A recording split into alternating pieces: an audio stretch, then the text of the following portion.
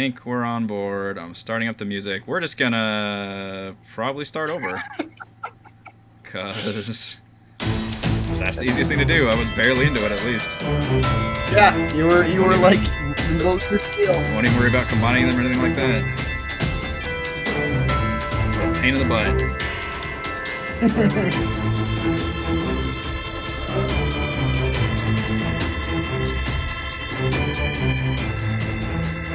Hello, everyone. This is part 2 due to a power outage, but we're just going to go ahead and redo our intro just for all the folks watching after the fact. Eric Watson here, freelance writer, player of games, writer of words, recorder of videos, and tabletop role-playing aficionado. Welcome to our weekly live-streamed Dungeons & Dragons 5th edition online role-playing adventures. I am joined, as always, by my good friends Chris, playing the Nord Detective, UNT Inquisitive Rogue, Divination Wizard Mannix. Just like deja vu. Hello. Again. All over again. Heather playing the Dark Death Dealer, a half-drow assassin rogue, Celeste. I can't do it twice in one night, apparently. No, apparently not. Michelle joining us later, playing the Deepwater Diva Triton Bard of Whispers, Gillian. Raymond playing the heedlessly brave Turtle Battlemaster Fighter Rogue, George. There he is. Reese playing the metal-laced Mighty Morphin Hill Dwarf Druid of the Moon, Theron. Vigorous or nodding? Still vigorous. Stream our sessions live on YouTube every Friday evening. Watch all of our D&D live series, as well as reviews and Let's Plays on my YouTube channel. Read weekly session recaps at RogueWatson.com. Watch my behind-the-scenes No Players Allowed live series, Crafting Annihilation, every Thursday. You can follow me on Twitter at RogueWatson. Join our official Discord discussion group with invite link in the description below. If you'd like to support the channel, please check out patreon.com/RogueWatson. Shoutouts to Platinum patrons Andrew, Joe, Will, Tiny Dancer, Nick, Andy, Chris, Alberto, Manuel, and Basil. And gold patrons RPG Papercrafts, Charming Grenade, Pretty Boy Numa, Marcos Dade, Vicente, Gilberto, Sean AK, Cert2B, Adam, Deathers Lounge, Sam, Arash, Limpy Spuds, and Jerome. And shoutouts to new silver patron Skullagrim. Thank you all very much for your support. For our campaign, we use Roll20.net. For video chat, we use Discord. And for streaming, I use Open Broadcaster software with Streamlabs. And hopefully don't have any more power disconnects, because I don't want to do all that intro again. Previously on Tomb of Annihilation, having completed their 9th Primal God Tomb, the party short-rested and made their way to the final door on level 4. After slicing their palms to pour blood into the snake-like statues, the door opened to reveal a throne room, with a throne made of skin and bones, overlooked by a hanging minotaur skull. In the back wall, a trio of blind, zombie-like creatures painted scenes of past carnage and woe involving the party. Orbex strode up to the throne and the skull, identifying the latter as Karagos, the legendary minotaur guardian of Omu. He suddenly sat on the throne and pleaded for Karagos to grant him power to enact revenge on those who had mistreated him, the party. When nothing happened, Celeste backhanded him off the throne, where he fell to the sunken floor below, slamming his head. The minotaur skull's eyes lit up, and Orbex's body rose, but powered by unholy strength. He raised an undead Tyrannosaurus from beneath the floor as the party fought this new high-powered threat. Celeste leapt onto the back of the beast, but the Revenant Orvex stunned her with a vengeful glare. The party defeated the beast, with Gillian delivering the killing blow from inside its jaws, while Orvex rained a hellish blow upon a paralyzed Celeste. But in the end, it was she who got revenge, decapitating the undead Orvex, effectively terminating his temporary employment with the party. An ajar secret door to the north led to a small room with a crypt. Theron dispelled a fiery orb hanging above, while Mannix opened the crypt to find the mummified remains of an Omuan queen holding a grand scepter. They grabbed the scepter, survived the noxious gas that billowed out of the corpse, and settled down in the room for a long rest, where several of them were visited by nightmares caused by the Sohn sisters. After the respite, the party returned to the grand staircase, repaid the gargoyle statues, and used George's Moa staff to slide down to the 5th level of the dungeon. The pentagonal room below was filled with rotting vegetation, and the next contained pools of slime and acid. A door further west led to a control room with several knobs and buttons, which Mannix and George gleefully experimented with. The results led to the party being separated, the giant gear room's shifting position, and slime pouring out of tubes to fill the control room. And that is exactly where we left off. Great. Yeah. Right. I picked a wonderful time last week to not be able to sit in my chair anymore, and yeah. Now I'm in a room full of slime with you guys. And it sounded like the action was not going to be in this room either, from what I remember the DM saying last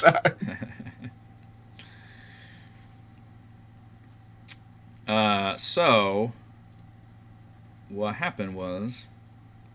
So those of you in the control room, yeah, you slam down the gold lever, which appears to be now stuck in a down position, and there is a slimy acid-like goo. I'm actually kind of picturing the viscosity of the Ghostbusters 2 pink slime, that kind of looking stuff, has begun seeping in and filling this control room. I need to know, A, how you all are going to react to that, and then B, Theron and Gillian and Ishmael, you told them to go back to the middle room before you started fiddling buttons. So you all feel the entire room move underneath you, and it turns for several seconds with a great rumbling all around you, and then the doorways align to entirely different rooms. There is one to the northeast where you can see a similar pentagonal room, and one that opens to the north. And the northern room is full of gas, a green, noxious gas that immediately begins billowing down into your room.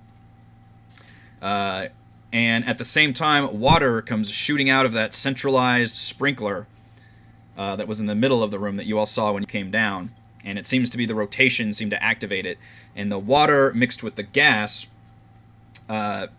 causes these large plant-like forms to begin rising up out of the rotting vegetation, and they look hostile and ready to attack. So I'm going to need some initiative. They're single and ready to mingle? That's right. I'm going to need some initiative rolls from, I guess, technically everybody, yeah. You guys can have your actions. As I said, you kind of have your own crisis with the slime filling up, and you still have the control panel in front of you. We are trying to figure this out while this is going on. Yeah, Yep. it's the door shut on us, so yeah. I did not have advantage on that. Oh, it's in our room too? What did we do? We followed orders. So they've... You got a different problem. Yeah, you guys have two problems. Problem A, the control panel team, you are locked in a room with slime filling up. And then the team back in the pentagonal room with the vegetation, you've got a bunch of plant creatures have risen up to attack. And the area is still full of noxious gas fumes, which also seems pretty bad. What Boy, area? it's really raining out there hard. I hope I don't lose power again, folks, but be prepared. We may have to jump streams again if something bad happens. Sorry, what were you Which saying? area is filled with noxious gas? Their area, the vegetation pentagon room. Yikes. And does our sludge look like it's like acidic sludge, or like... It does not look acidic. It looks like slime, like a really maybe not even, I don't know, it's hard to describe, like that Ghostbusters 2 slime. And it doesn't look like it's its own ooze, but it looks very like just mucousy and slimy, and just doesn't look like you don't want to touch it, although it doesn't look like it's acidic either. Mm-hmm. It's like, you don't want to touch it. We should both slimes, to be honest. First, what's going to happen is these plant creatures are going to get they have surprised the rest of you in the room by spawning up, so they're all going to... I was going to say run at you, but I think they more just kind of amble over. Amble surprisingly fast. So ambly. Surprise amble. Yep. A preamble, if you will. So... Yes. We'll just divide this up. We got Shambling Mound number 1. We'll go after Gillian with 2 slam attacks. 10 is not going to work. 17 should work. Yes, man, her AC is low. It's pretty bad. Everybody, well, all of you have really good AC. She's Disgust with which they are realizes. It's like a step above paper. Kind of. 13 bludgeoning damage to Gillian. We'll have number 2 go after Ishmael. Ooh. Oh. So both Wow. of these are going to hit Ishmael and do Yikes. a shit ton of damage. You can see them cry out. And since both of these slam attacks crush into Ishmakal, the plant creature actually pulls them into its entire body. It seems to engulf them. And they kind of give out a little cry, like, ah! Your shape changing never was terribly helpful. Yeah. Not in these situations, probably not. And then this one will go after Theron. Another 10. Oh my goodness, terrible. I wasted my good rolls on Ishmakal. No! I rolled 2 3s. Alright, so we can... George isn't around. We'll skip George since he's in the control panel. In fact, we'll make George since... Okay, he's back. George! Your control... He's gonna undo the switch. Good. He's gonna undo the switch that he did last time right before the slime poured out. So the star-shaped one. He's gonna be like, oh crap, and push it back up. You feel it. Turn it back out. You feel it stuck, but you could do a. What room are we in? 61. You could attempt to unstick it with an athletics check. Holy shit, George! What do you do? Are you just standing there and letting that slime kind of pour in around your feet and stuff? It is at this point. It is kind of filling up the bottom of the room pretty regularly.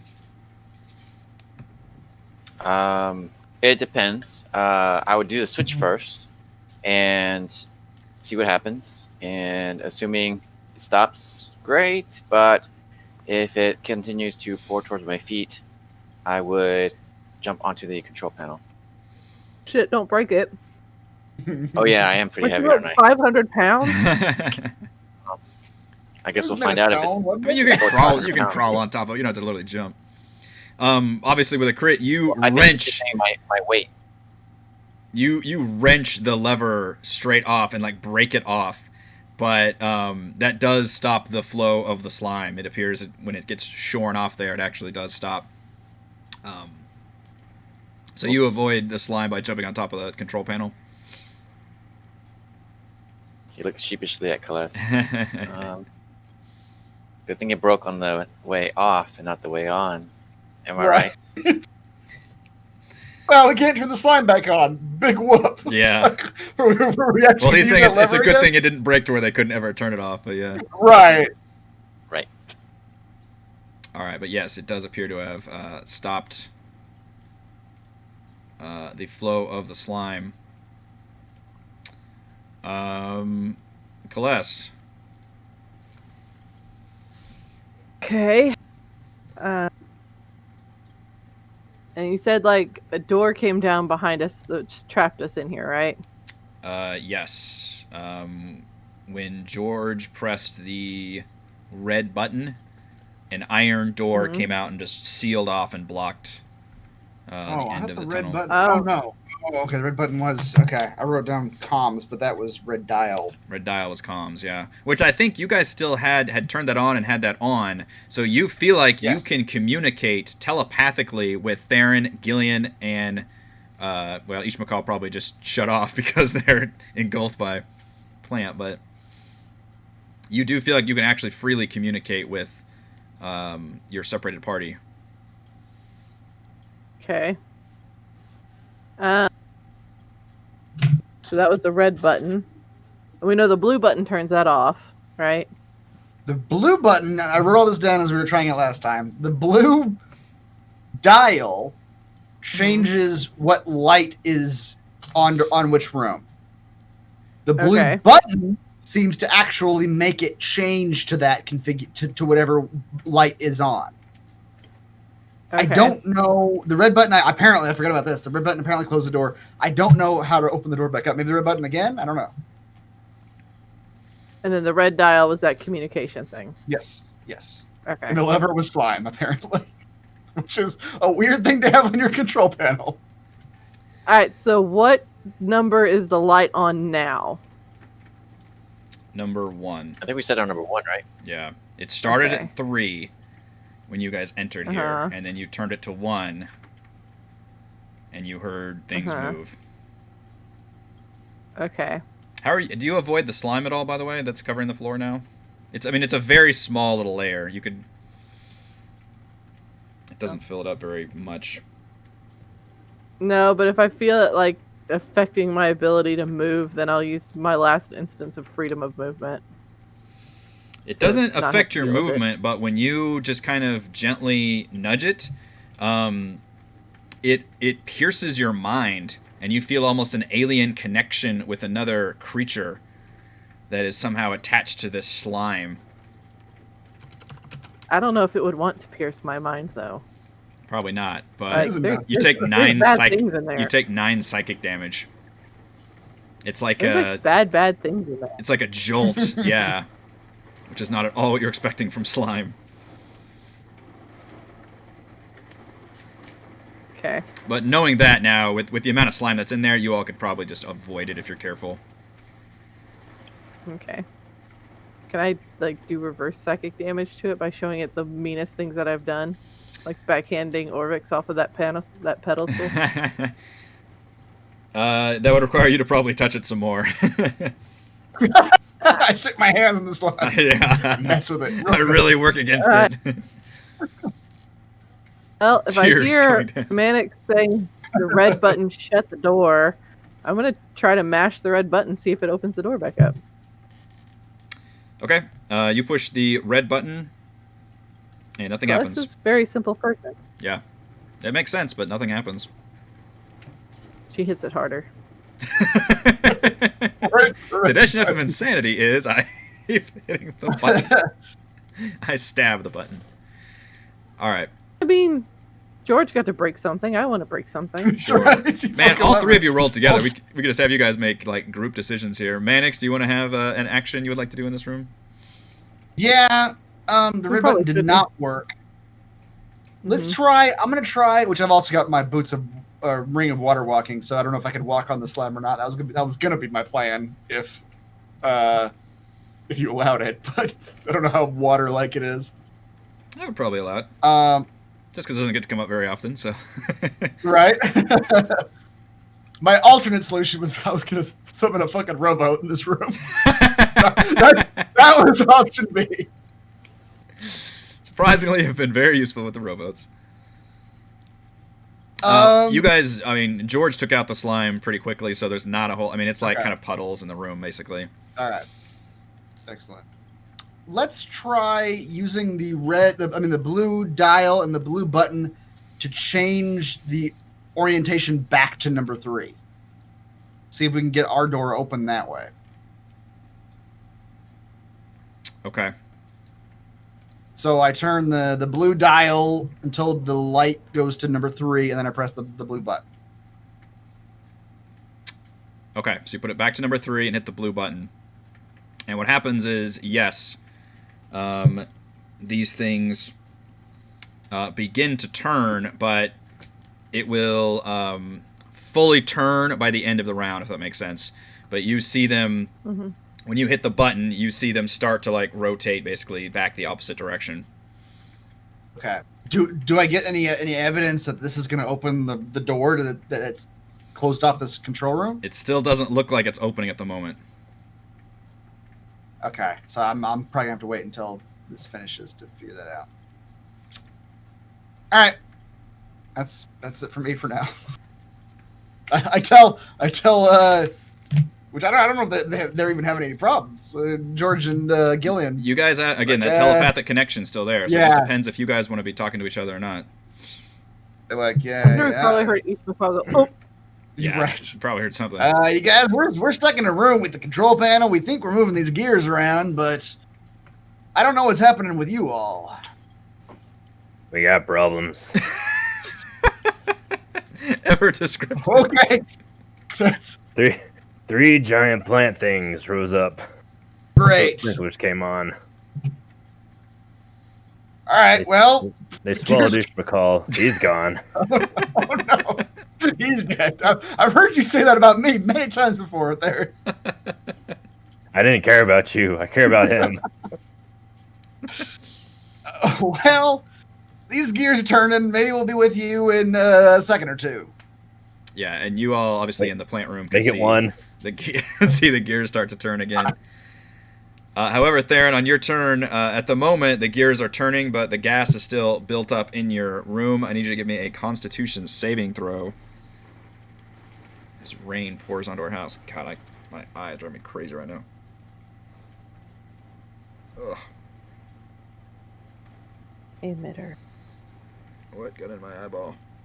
All right, you are able to fend off any. Oh wait, sorry, it's a half damage. You fend off some, or no. but you've got poison resistance, right?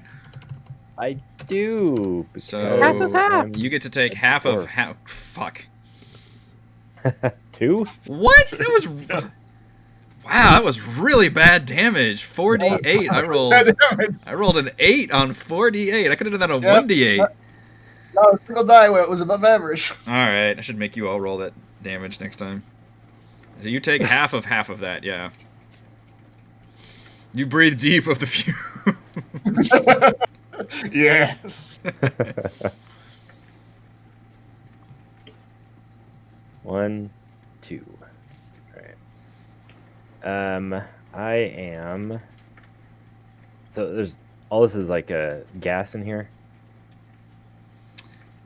Yeah, Gas and water. the gas appears to be coming from this northern room, which I can actually briefly open for you since you do see it. Although now you can see the room starting to turn, but the gas appears to be coming from this room. So you surmise that when the room rotates, the gas levels will probably disperse. Although there's still plenty of gas in this room to last a while.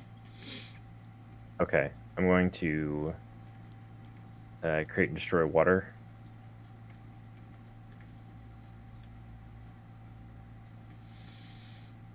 And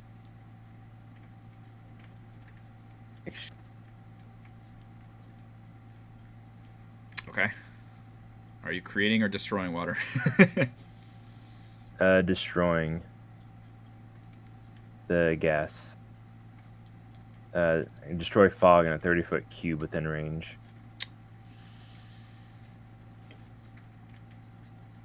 I guess gas is a fog, isn't it? I never thought about that. Well, yeah. There are certain gases What kind of that are gas we mist. talking about? Yeah, you Yeah, can make some there are arguments. mists that are noxious. There are also smokes that are noxious. I don't think there's any water in smoke. I mean, what it'll do is it'll destroy the gas, yeah, in a 30-foot cube, but it's not preventing the gas from immediately re-seeping in, but it Right. would keep it out for probably a solid round at least. Okay. And then, as my bonus action, I will turn to an earth elemental. Right. I never plugged it into your sheet. Fuck, I only had like 3 weeks to do it.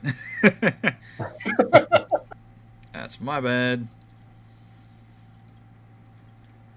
I totally forgot Yeah, I'll about pull up that. the earth elemental Okay, token or sheet. excellent. You can keep track of the hit points and everything. Yeah. All 126 of them. Good lord. 17 natural armor, so 18 armor. Wow. So it's like Theron 2. Druids are More disgusting. rocky. Wait, who has more health? Theron has more health. Been an earth elemental? Then the I Earth won. Elemental? Wow. Jesus. I have 127. Earth Elemental has 126. He has 17. And you have more armor 18 armor. I have 1. You transform into an elemental, and it's a slight downgrade from your natural dwarven druid body. But it's all hit points on top of your body, so that's the important part. And he is immune to poison. That's an upgrade. Yeah. That's my turn. Yeah. I'll say if Gillian ever had a time where a genie might be helpful. Well, she's incapable of making decisions now. She is. So that means we got to come up with like 3 decisions of what she does, and then we just roll a dice. Roll a dice, See yeah. which one she- Or we can just yell at her until she does what we tell her to. That's right. You just tell her. What should she do? Right. She can't make decisions, but other people could tell her. Yeah. We can make the decision for her. Yes. I mean, the genie can help, like, kill the shrubbery or keep Kill her the alive shrubbery. if they kill the shrubbery. Or tell us how to get out of here. Or, Yeah, that might be better. or open all the doors in this computer thing. Gonna All light right. a What candle. are we in going to case scream we- at her telepathically? Because it's her turn now, right? It is. Yep.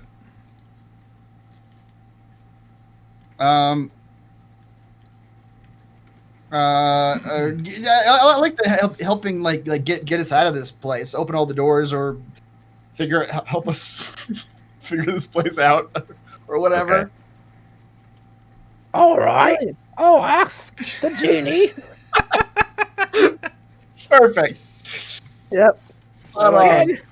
Oh, genie now. Help us get out of here, I wish. Question mark. All right. So you're as an action, she's summoning the genie and Yes. beseeching. Okay. Teaching aid. Rub the lamp, and Keshma, the earthen genie, pops out looking annoyed and then surprised and kind of coughing a bit because of the poison everywhere. Sees it Hello. all in this particular instance. What do you ask of me? I just said it. Did you not hear me in the lamp? What's this fucking voice? Whatever it is, Reese needs to play this character at some point. I agree. Oh, An yeah. entire campaign of this like Cockney street urchin absolutely needs to happen. I think Reese just got caught using the genie. Uh That's right. oh. She's She's like, I'm not using my fucking You just genie. used my genie. I've saved that thing for 12 sessions. Not using it. Let's see. What are the genie's options?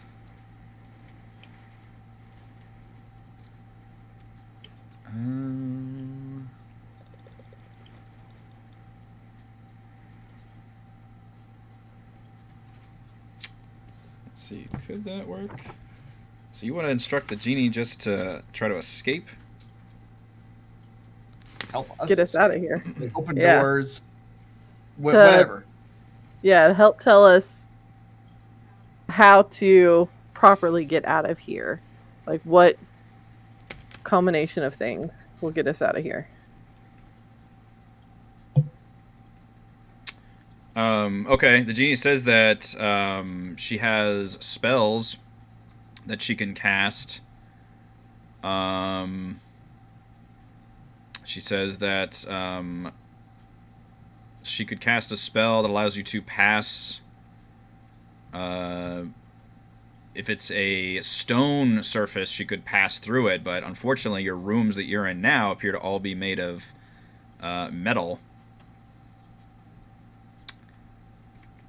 And although you would argue that metal is made from the earth, that appears...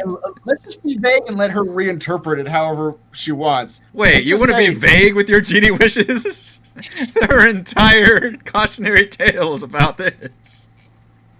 You need to be as That's right. careful as possible. You say I want 20 I would be bucks like, and you're just getting a herd tell of her, like- deer just ramming into you. Just tell her to do whatever it takes to get us to the next Rude. level of this, to get us out of these gears alive. Be that And I- kill the shrubbery or fix these gears or whatever she's got to do. Yeah. How about we just ask her to cure the plague that's affecting us all? The main what do you call it? Oh, The death monger? the actual soul mon- yeah. Well, it doesn't sound like from that what you just You don't said. actually it doesn't sound like have she's the like yeah. You don't all-powerful. no. Genies are not the all powerful that the legends would have you believe. They have. I mean, and especially in a world Yeah. where people have like powerful spells you can cast. Like genies aren't particularly a lot more stronger than that. For example, they have their own spell lists, but especially to like higher level players, You can't turn us into princes as a parade for us. Yeah. No, I mean, yeah, she says that she can fight in a battle for sure. She can turn people into gas. She can turn people invisible. Most of her stuff has to do with earth. Passing. It's like she's listening to these things. Through and Manix is like, I can turn walls. myself into gas. Yeah, exactly. Yeah, Max is like, I can already do all that shit. Yeah. That's how I get out of my problems. Yeah. George is like, I can turn invisible. I mean, come on. She says that normally she can shift between planes, and that's how genies get around because they're from the elemental planes. But she can actually feel some oppressive force in this dungeon that seems to prevent her from being able to use those spells.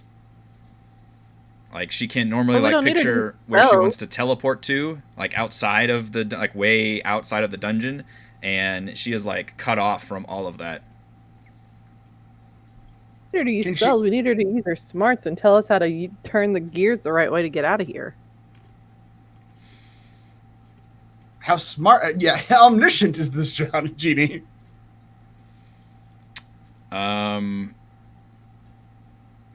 So here's the interesting thing. Since she was summoned after you all did the red dial, she doesn't have the telepathic link. So you're having to do you guys can telepathically communicate with Gillian, and then Gillian can communicate with the Genie.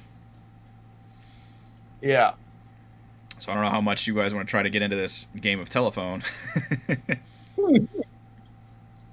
If she can get just... It did look like the when the room was aligned before on number 1, there was a door. There was 2 door openings, which before one of them was a dead end, the other one led to the next room and connected to you guys. Now the 2 openings both connect to rooms. One of them to a northern room that was full of gas and sprung the plants, but then the other one did lead to a further what looked like another pentagonal cog room when it was at number 1. So that looked like that was the way onward when it was at number 1. But now it's starting to shift back to number...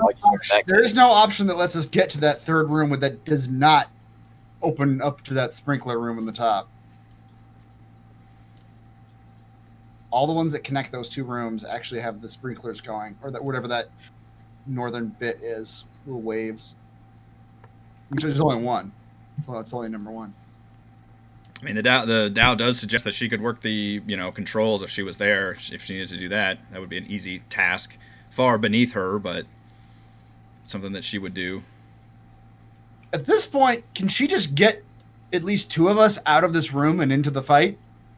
That might be the major solution to our problem. Yeah, she says just normally she can pass between areas, but because these areas are all metal and not stone, her magic won't affect these rooms. Can you create a window? I can do that. Normally, she says yes, she can if it was a stone area. She's very specific on the ones that she can work with. We summoned her in the worst. Had you guys been using her on any of the other levels? Well, it sounds like our best use of her is just going to be to fight at this point, because she does say she can fight. Yeah. She's got a giant maul. Yeah. And she can. It doesn't sound like she's going to be able to help us figure out the gear thing, and she doesn't sound like she's even going to be able to get in here and get us out in order to help our friends. So,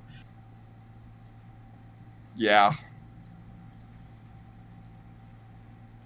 The one thing that she can do is she could turn into a gaseous form and use that to attempt to reach you all. But her coming in here doesn't help us. Okay. Because her coming in here means we're leaving Theron and Gillian to those shrubs again. Yeah. And the shrubs and the gas. My main concern is keeping them alive while we figure this. I have all the confidence in the world that we're going to figure this out eventually. Okay. In that case, I think your best bet is to have her fight in this room. Manix's fear is that by the time we figure this out, we got 2 fucking skeletons in the middle room. We made it go. Oh, no. Oh, Jesus. They've been dead for some time. All right. Well, it doesn't look like Reese is coming back anytime soon. So why don't we go ahead and roll initiative for her, and we'll just have her join the battle as an ally. Mm. Yeah. Okay. We'll keep that in mind for the next time we summon her. Just stonework. That's her thing. Stonework, and then yeah, she's got like invisibility and gaseous form. It's a lot of like traversal kind of utility stuff there, but she will definitely help attacking as one of her wish fulfillment uses. All right, so I've got some plants to attack with. So we'll do number 1. We'll go after the Genie then. The new threat that pops up and looks a lot scarier than Gillian. What is it? Genie's armor class. Wow, those both hit. Genie. And then it engulfs the Genie. Wait, what? No, actually, it can engulf the Genie. It says medium or smaller. It specifically does say that. But it tries. It tries to bring the Genie into its body. This Genie got one shot at right after summoned her. Well, no, the Genie looks perfectly fine after that assault. Oh, but just the shrubbery. She's pretty beefy, but yeah, the shrubbery is trying to engulf her, but too big. Let's see. So Theron's got 126 hit points. Oops, I did that wrong.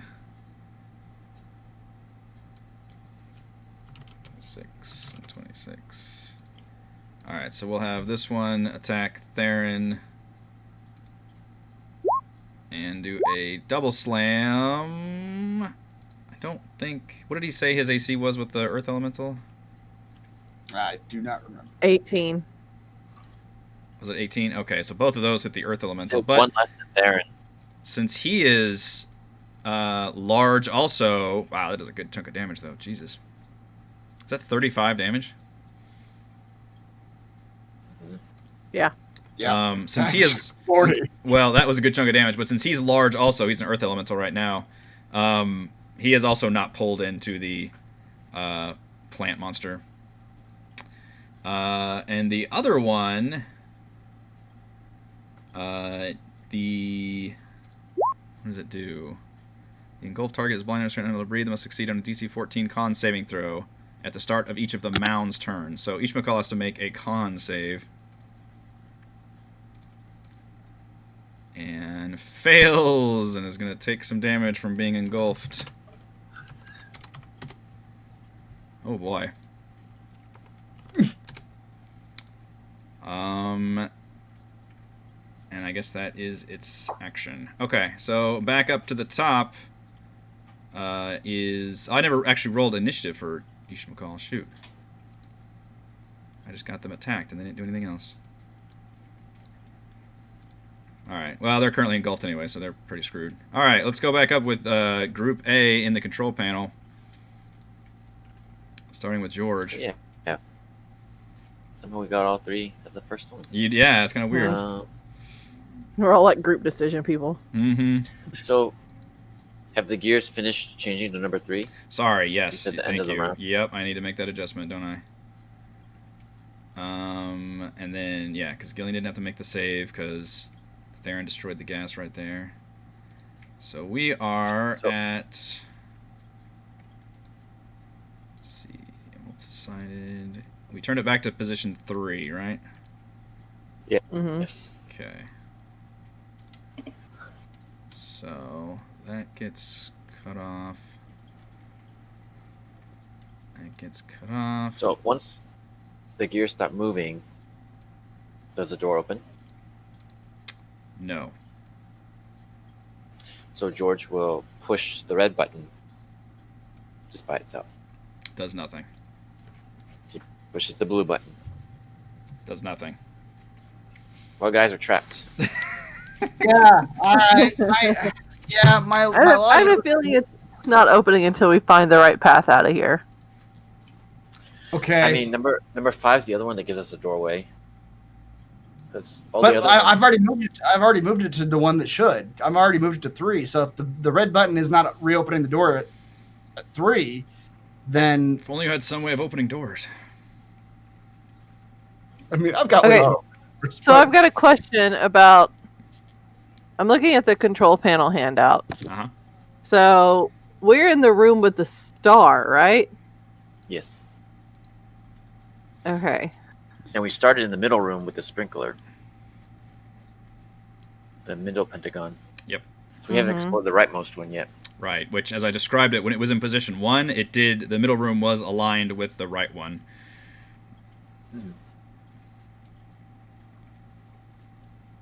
So now we're at 3. If our door's open, we could go back to the sprinkler room, but not the rightmost room. Mm-hmm. Right. But anyway, I figured it out. We just need to turn the doorknob. I would like to go back to the door that is locked us in here, and take a look at it. Is it like a legit door? Not your turn. This is true. I thought we were doing like a group thing. We can be more casual with it, just as long as the 3 of you end up doing some kind of action in here. Okay, sorry. I missed that part. Okay, go ahead. Look at the door. All you want.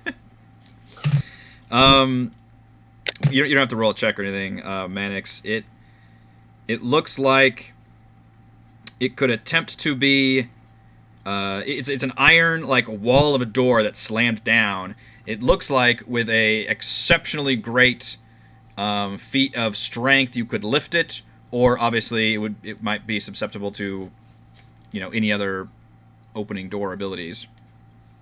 But it doesn't look like it's something you could like Mannix. feed tools or anything like that. How?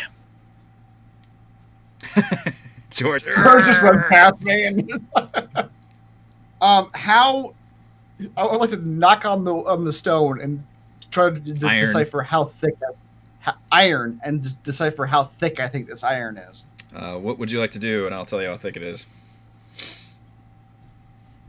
Wow, what I like to do is summon a window that is 2 feet deep within that space.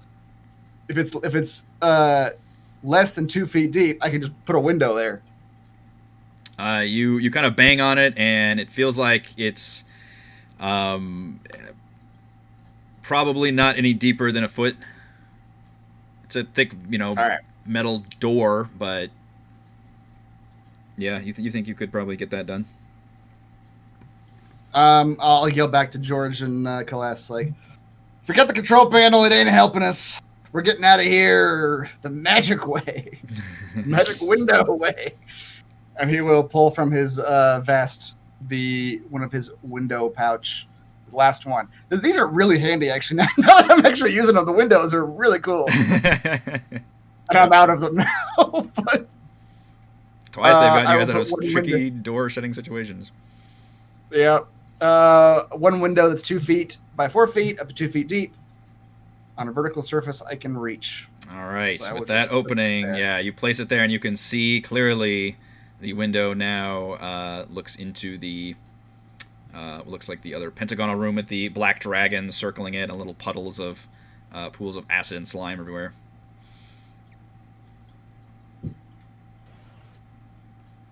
Let's go. Flying leap out the window. That's right. I don't know how much we've been messing around here. I don't know how much movement we have left or whatever, but I'll go as far as we can go. Yeah, you guys could probably make it I'm into the still north. room. Celeste, you technically still have an action since it was more of these two doing the door stuff if you wanted to dash or anything. Yeah, but I still think we have to turn the rooms one more time. We do, but I mean, we can come eventually back someone and has we- to be here. Yeah, we can come back and do this after we've taken care of these shrubs. All right, so yeah, I'll Here's- dash and get across the other side of the room. Okay. Because I don't think I can make it to the shrubs. The shrubs. There's no more gas pumping into this room, but there's still plenty of gas in here to affect everything at the moment, although Theron destroyed the gas directly in the middle around them. So it's just kind of lingering around the edges. Okay. I'm not in that room yet, so Okay. I can't make it that far in a dash. If I've left the other room and then into this one. All right. The summoned genie will attack the shrubberies with a great maul. How great is it? That's alright. It's actually not a great maul, it's just a maul. But both of those will hit, and the Genie can get some shit done here.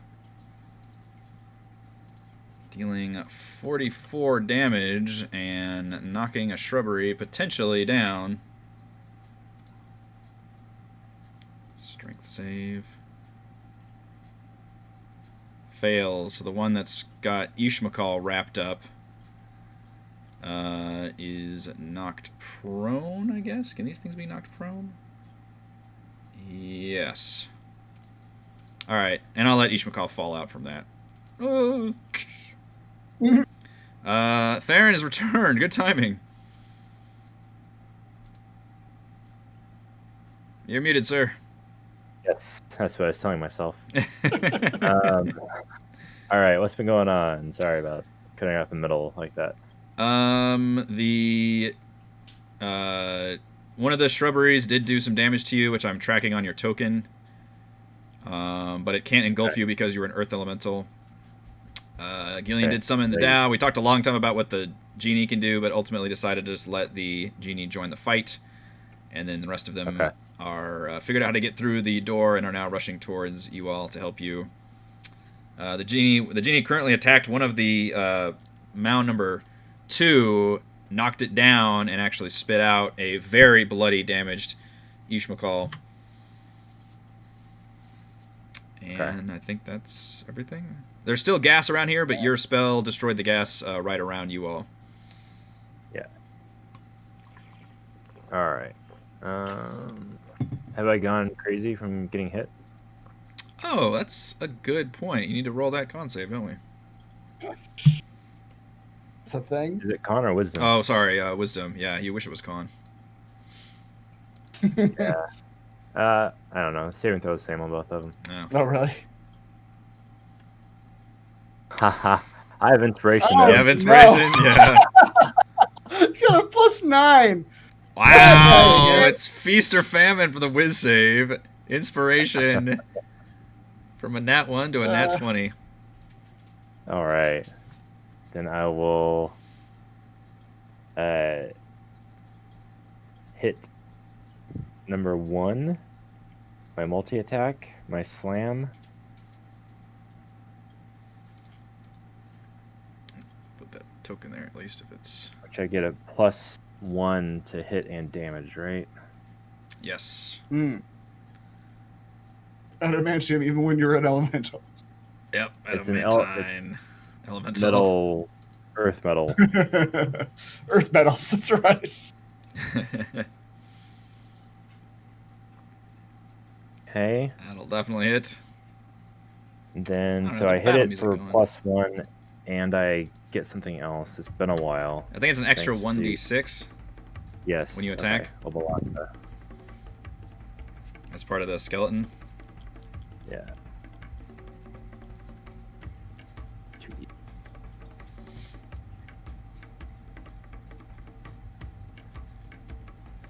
Five plus 1d6. Calculating. Mm-hmm. Will that work? Yep. Nice. 10 damage, number 1. Is your adamantine elemental fists plow into it. I'll do, yeah, another slam attack. Is that to track it?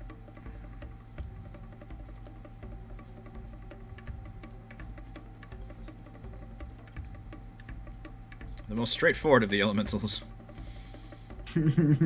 17 will hit. Okay. 4.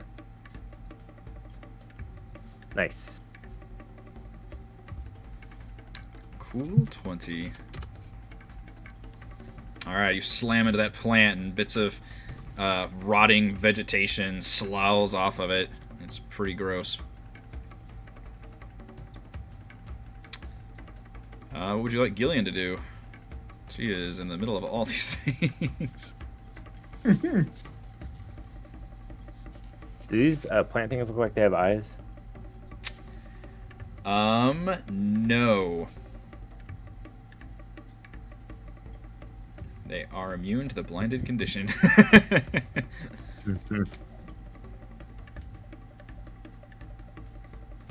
Whose turn is it? Gillian's. Doing Gillian's currently. She's going to take the disengage action and hide behind Obalaka. Or not Obalaka, Dao. The genie, yeah. Yeah. Keshma, I think the name. The Dao is the kind of genie. Oh, okay. Protect me, great genie. Yeah, that's her turn. All right. The shrubs will attack. We'll do one is still focused on the genie.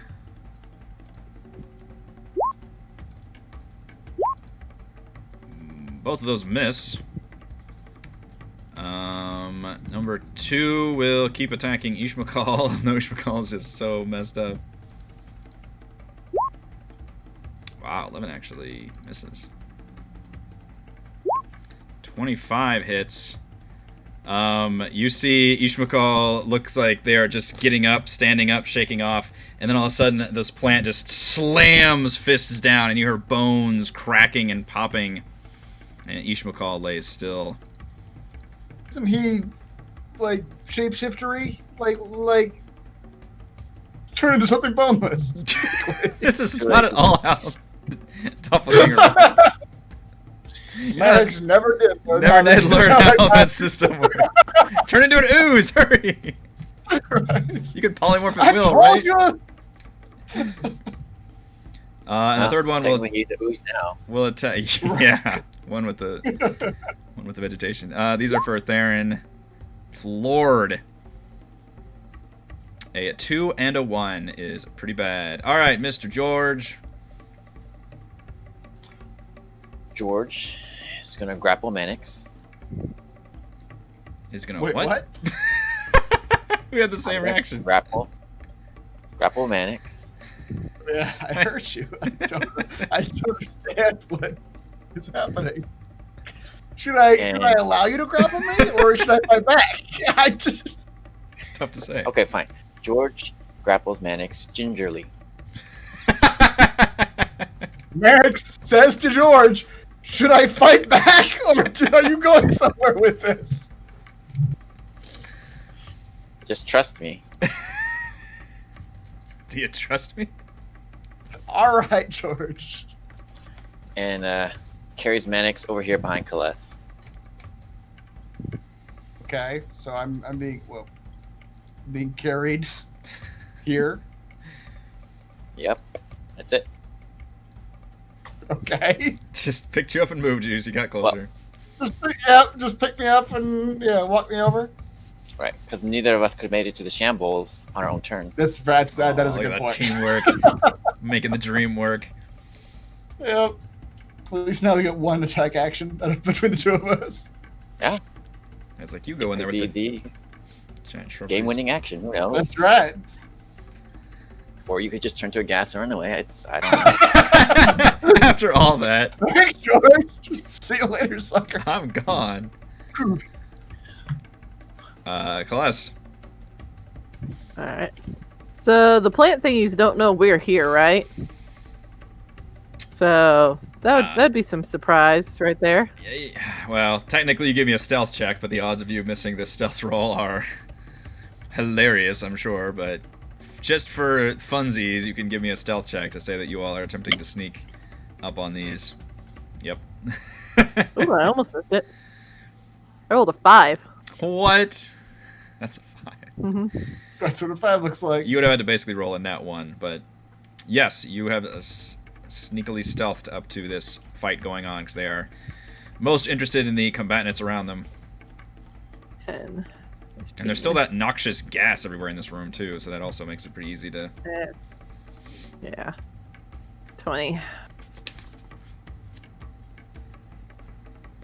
I can't use Assassinate because they've already had turns in combat, so... Mm-hmm. But I can use my sneak attack.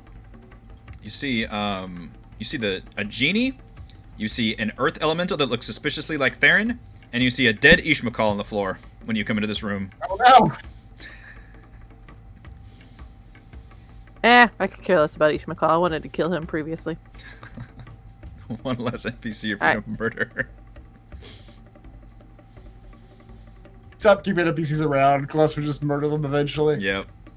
Hey, technically, they all work for my hated enemy, so it's not my fault. That's true. I mean, Ishmael that's- did work for Zagmira, yeah.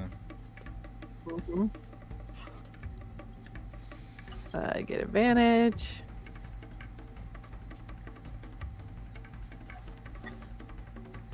Assuming that'll work okay. Indeed. Slice into that giant shrubbery. 31. Boy.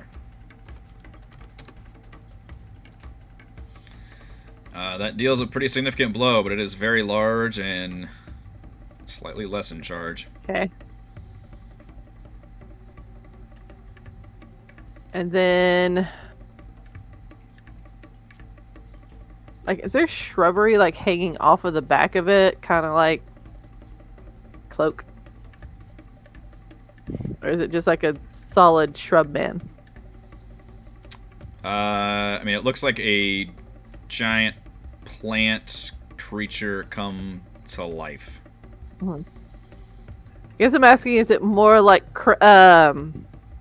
like an oak tree or a Is it more of a birch or maybe an aspen quality? or like a weeping willow? What are you trying to do, Colette? Well, if it's more like weeping willow, I was gonna try some Celeste bullshit and see if I could hide in the branches. You cannot hide amongst the creature's own sense of being. Plus, you're not even Like, sure. hide under the arms of the enemy creature, please. You're not even sure how it perceives you. It doesn't even appear to have normal eyes. So even if you're trying to avoid it, you're not sure like what line of sight you're trying to break.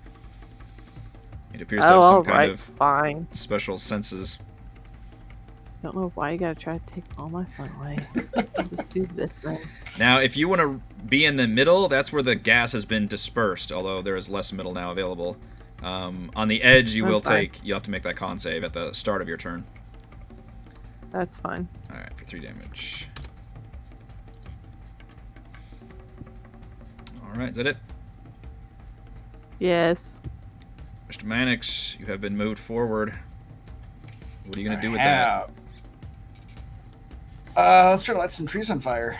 1, 5, 10, 15. None of them are within 5 feet of each other. That's disappointing. I knew I moved you for good reason. Go right here. So I can get my flanking with Celeste. And let's pull out my green flame rapier.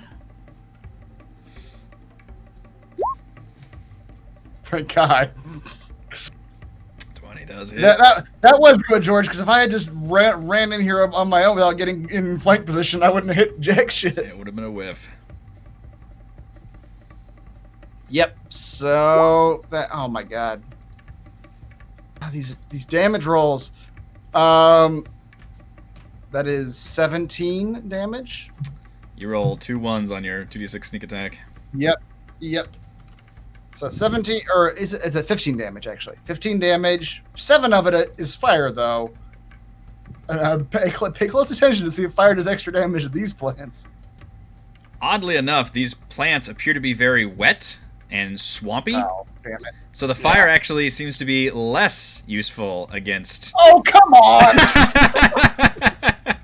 I was willing to take normal. I was fully okay with that. In fact, it was a terrible decision. Great. You see that they did take some damage from the fire, but you see that they're just all moistened and wet and swampy creatures, so the fire just wasn't quite as effective as you were hoping. All right. We learned something today, everyone. Because we did it. Don't trust Mannix to get it done. All right, the genie. I learned that in Pokemon. Will continue. There you go. Fire against water. Fire against water. Even though they look like plant, though, but I guess there is no plant when a Pokemon, right? They just have earth. Is there really not a plant Or no, they have type? rock. Oh. There's rock. Plant. There's no plant though, right? Am I stupid? Well, grass, I guess. Grass. Thank you. That's what I'm thinking of. There's Grass is a type. Grass is a type. Yeah. Yeah. All right. Number 1's attacking the genie. God, hitting both times. Genie will be tanking like a champ. She starts grunting now, very annoyed. Number 2, seeing that Ishmael is done for, will turn on the Earth Elemental. Or sorry, that was... Wait, I messed up. That was the Genie's turn, my bad. I just did that to the Genie. I got way confused. Okay, that was the Genie mauling the plant for... was that 34? Yes? I'm not. Yeah. I can't do math Sure. very well, guys. Okay, thank you. All right, the giant mauls. Yeah, the maul comes down and squashes good chunks of that shrubbery down and appears to be clinging to life. Let's go to Theron. I got really confused. I thought that was a shrubbery's turn. Can you hear me okay? Oh, God, that does not sound good. And you were very loud for a moment. That was not good. At least soften the blow a little bit. Get some. I was trying to do it through the laptop speakers so Rochelle could hear it. I could maybe try to turn you Well, down. Yeah. Okay. The issue was just only the volume. Yeah, Okay, it yeah, was just fine. really loud. All right, 1 second. Yeah, just turn me down. We were just surprised. Yeah. Aaron's booming voice. Yeah. How's that? Turn down. Excellent. Yeah, I'm turning down more. Oh, I guess we all have to turn you down. You have to it's turn it down individual. individually, yeah. Okay. Alright. There we go. I need you to just talk for a second, Reese, so I can adjust the volume. Okay. I'm going to do some slam attacks against 1. There we go. All right. Slam it. Yeah, number Slam 1 it down. looks pretty damaged. Okay. Is it? That's not me. You guys have been focusing your fire quite adeptly. I didn't even bother to ask when I came in the room which one was more damaged. He's attacking the nearest one, which not a bad choice. Alright. Alright. Yeah, I'll certainly hit. Yep. 20? Ooh, 20. You destroy that mound. Squash Nice. it beneath a giant stony fist. Plants can't kill rock. Alright. Then my other attack. Or the multi-attack can do multiple targets. Yes, sir. Okay. I'll attack, 3? The one that's under me? Yeah, you guys are kind of bunched up to each other. Okay.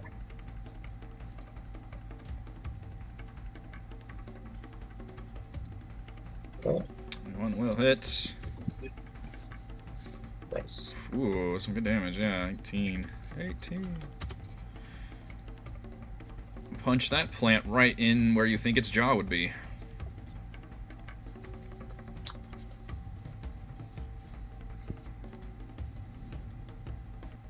I'll forever be left wondering if it was his jaw or not. Dream about it. Mm-hmm. Okay. Is that it for you? Yeah, that's I'll it. see you, Gillian. Sneaking in. Mm-hmm. If I turn it like that, can you see both? Yeah. Well, you can in Discord, but Yeah. I own Oh, yeah. Yeah, I- channel. It's like right. probably just going to show half of it. That's exactly what it is. Yeah. You can just, I don't I need can- to I can make be on the- camera. It's fine. I can make an adjustment to open up to both windows. It's Take me a second. okay. My facial expressions aren't that important. Aren't People they? must see.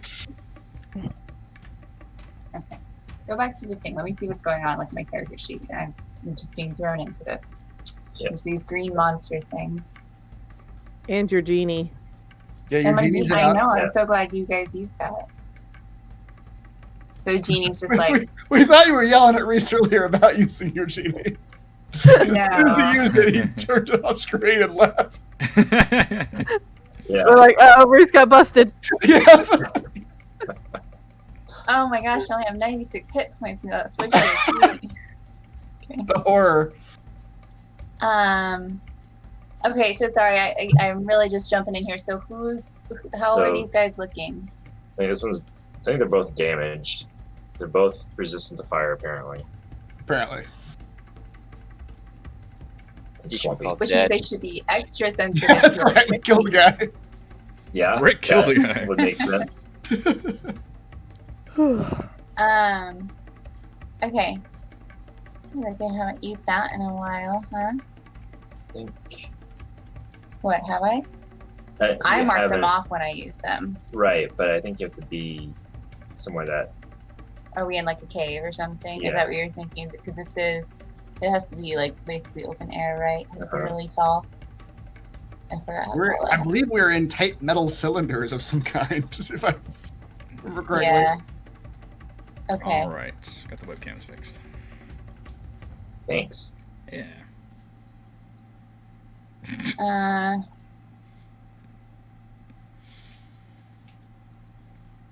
Oh, my force speeds. Yeah. Have we used those yet? I want to No. use my force speeds. So many things in my character sheet now. Okay. So, right, so it explodes. It's a 10-foot radius.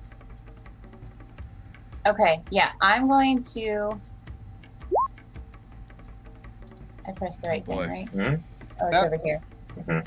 I know. I'm gonna throw a force speed at number 2 over here. So it's yeah. So Dex saving throw or take 5d4 of force damage. If he fails the save, he's enclosed in a sphere. Succeeds, then he. Yeah, there's a lot going on here. I like that she throws it first and then reads the instructions on what it does. That's the Gillian way.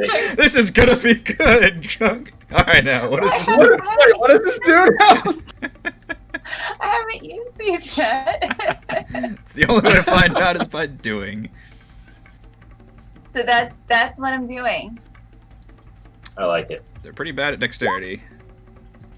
Wow. Indeed. Yeah. And possibly good. That's gonna be a fail, I think. I think that is a fail. So they take. Why don't you roll 5d4 force damage for me? And then they are enclosed in a sphere of transparent force and trapped inside for 1 minute. Only breathable air. An enclosed creature can use its action to push against the wall, moving the sphere. It's a fucking hamster ball! Oh no!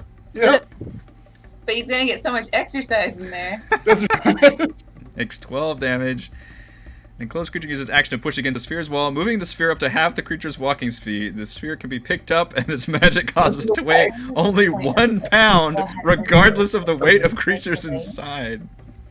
More than just one. So you You can, like put a hand out and hold the hamster wheel? presumably it only weighs a pound. Right. You could like It's kick like it. no You could matter how drop much kick it.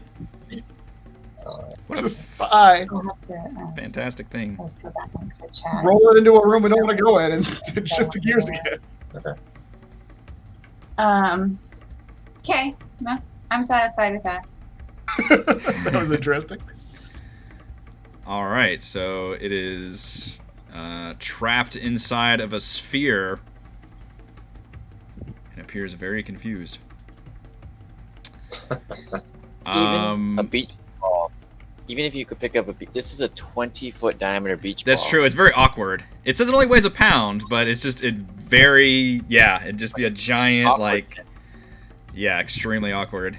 I don't think you'd be able to pick it up. You'd probably kick it or something, but as it is, I mean, it probably just tries to attack. It's not intelligent. Well, it's a little intelligent. It's actually about as intelligent as Celeste, but it tries to like roll. It tries to roll into the enemies and attack, but it's just like smashing against this wall ineffectively. I assume that was the end of Gillian's turn. And then the other number 3 will attack Mr. Mannix is here. Oh, You're a prime target. Let's try Yeah. to slam a jam with you. well, that's certainly going to hit. Shield or no shield, Better boss? you than me. There's no shield's going to stop that. How about 9 bludgeoning damage as a slam? All right. Knocks into you. Second attack, 19.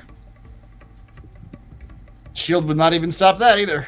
Alright, so take another 14 damage, Oh, and shit. you are going to become engulfed in the shrubbery as both those attacks hit you, and it pulls you inside, where you become blinded, restrained, and unable to breathe.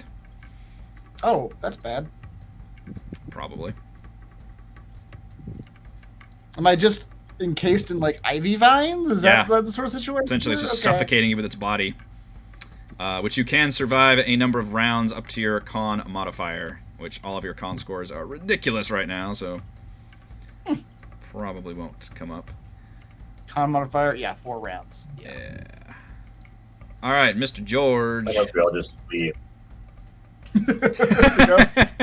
It's eating somebody. It's good. George runs up and starts hacking the closest plant. Closest? How about the one that just ate your buddy? Luckily for you, that is the closest. Yeah. 22 I will was hit. not nearby when it swallowed you whole, so I have no idea you're in here. For who knows? I could be stabbing you. Oh no!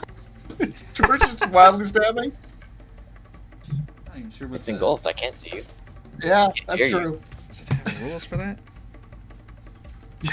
Oh no! You've given him an idea.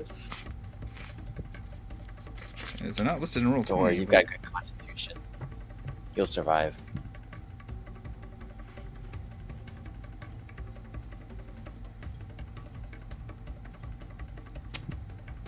Oh, you have an escape DC. Okay. Yeah, no, I guess you can just attack without. He's got. The creature's plenty bigger than you, so. Hmm. Alright, how much damage are you looking at, George? Yeah, that didn't stop George from attacking. So that's 30 damage. Nope. 30 damage. There's All not. right. Oh shoot, I forgot. Theron's right there. You could just Yeah, say that that's you're it. trying to dig your way to Mannix. I didn't realize that's Theron, so I'm gonna do a sneak attack. So only pay attention to sneak attack in this one. Okay. 1. Extra 1 damage. Good job. So 31. Okay. You deal some slicing damage to the shrubbery. Colette. Okay. Well, I guess I will walk all over the body of this one and come down here. Help George. Try not to stab Mannix, but make no promises. Mm-hmm. Apparently, you can't even see me, so you wouldn't know where to stab anyway. Yep.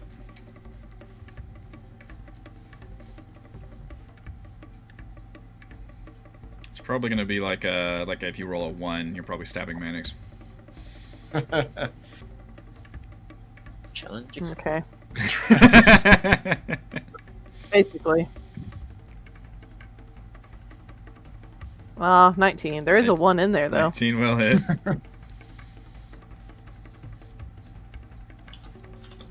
Oh, that was bad damage. 25. Oh, 2 1s.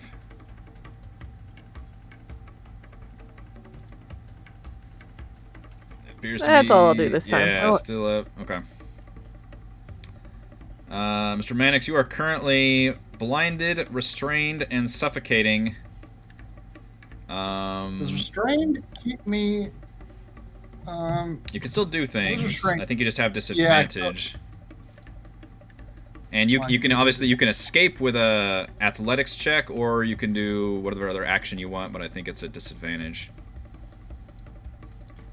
Well, okay. If I do a spell, though, it doesn't. My disadvantage isn't going to hurt me. Does your spell involving having to target somebody? It's a cone, the one I'm thinking of. A cone? Okay. Yeah. You could probably just fire that off then without looking. Fire. So. Although you wouldn't know where your allies are or anything. That's the question. My intention would be to fire it basically through the plant I'm in into the other plant, probably hitting the earth elemental also. But Are there any problems with me not knowing, like, You are visually blinded. where that- You can't don't see wanna anything hit right now. Earth elemental. You are So just how would in we this determine that? mass of plants. I Is it mean, just gonna be random? we could roll, yeah, for like roll a chart to see what direction you shoot this cone in if you're just trying to blast it outward. All right, Manix panics. Inside me. I panic as an action. And he takes his gauntleted fist and just So I'm thinking if we roll a d8, we can do outward from any of the squares next to you, with number 1 being Coalesce How about and going how about a clockwise. D10?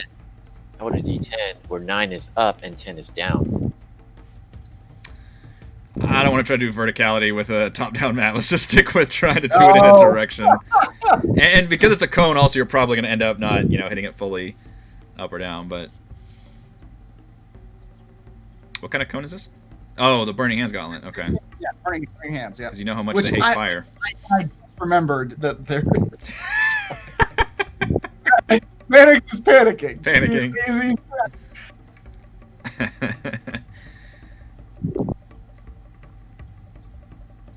Oh yeah, so give me a D8. We'll do number 1, Coalesce, and then it'll go around in a circle to where number 8 is George, in terms of what cone direction it goes in.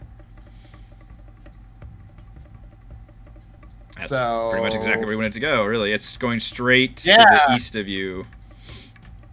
or straight east. Okay. Yeah. Yeah. So would I hit both the earth elemental and the other mound? Yep. Okay. All right. Indeed. So that's sneak attack does not apply. It's only 18 damage. Okay. So Dex saves. So we'll do the one you're in first.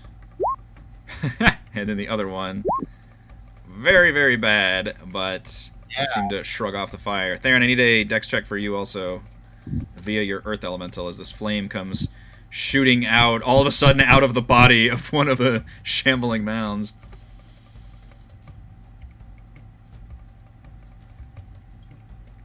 Looks like it just had some severe flatulence. Is it half damage on a success? Half damage, yeah. Yeah. So that's 6. Or not 6, 9. 9. Yep. 6 fire damage. 9 9. fire damage. You did 18 total. Sorry, what was that? 9 fire damage. Okay, thank On you. it with the save. Yep. Discord messed up Means I again. did the same damage to you as I did the Correct him on mounds. the flamed him out. All right. Other than that, I will suffocate slowly. Continue to suffocate. The genie will continue to pound on the. Oh no, sorry, it's in its hamster ball, isn't it? So it. Yeah, nothing can hit it. Yeah, I guess nothing can attack it, so it's gonna fly over here and work on the other one then. So the other one's in a hamster ball. One of those is gonna miss, but the other one will hit for 21. All right, Theron.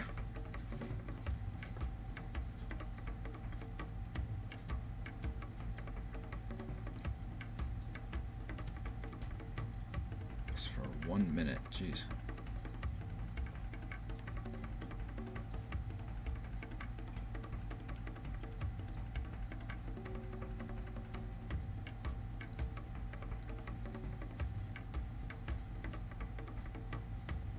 Can you hear me, Theron? So it's gonna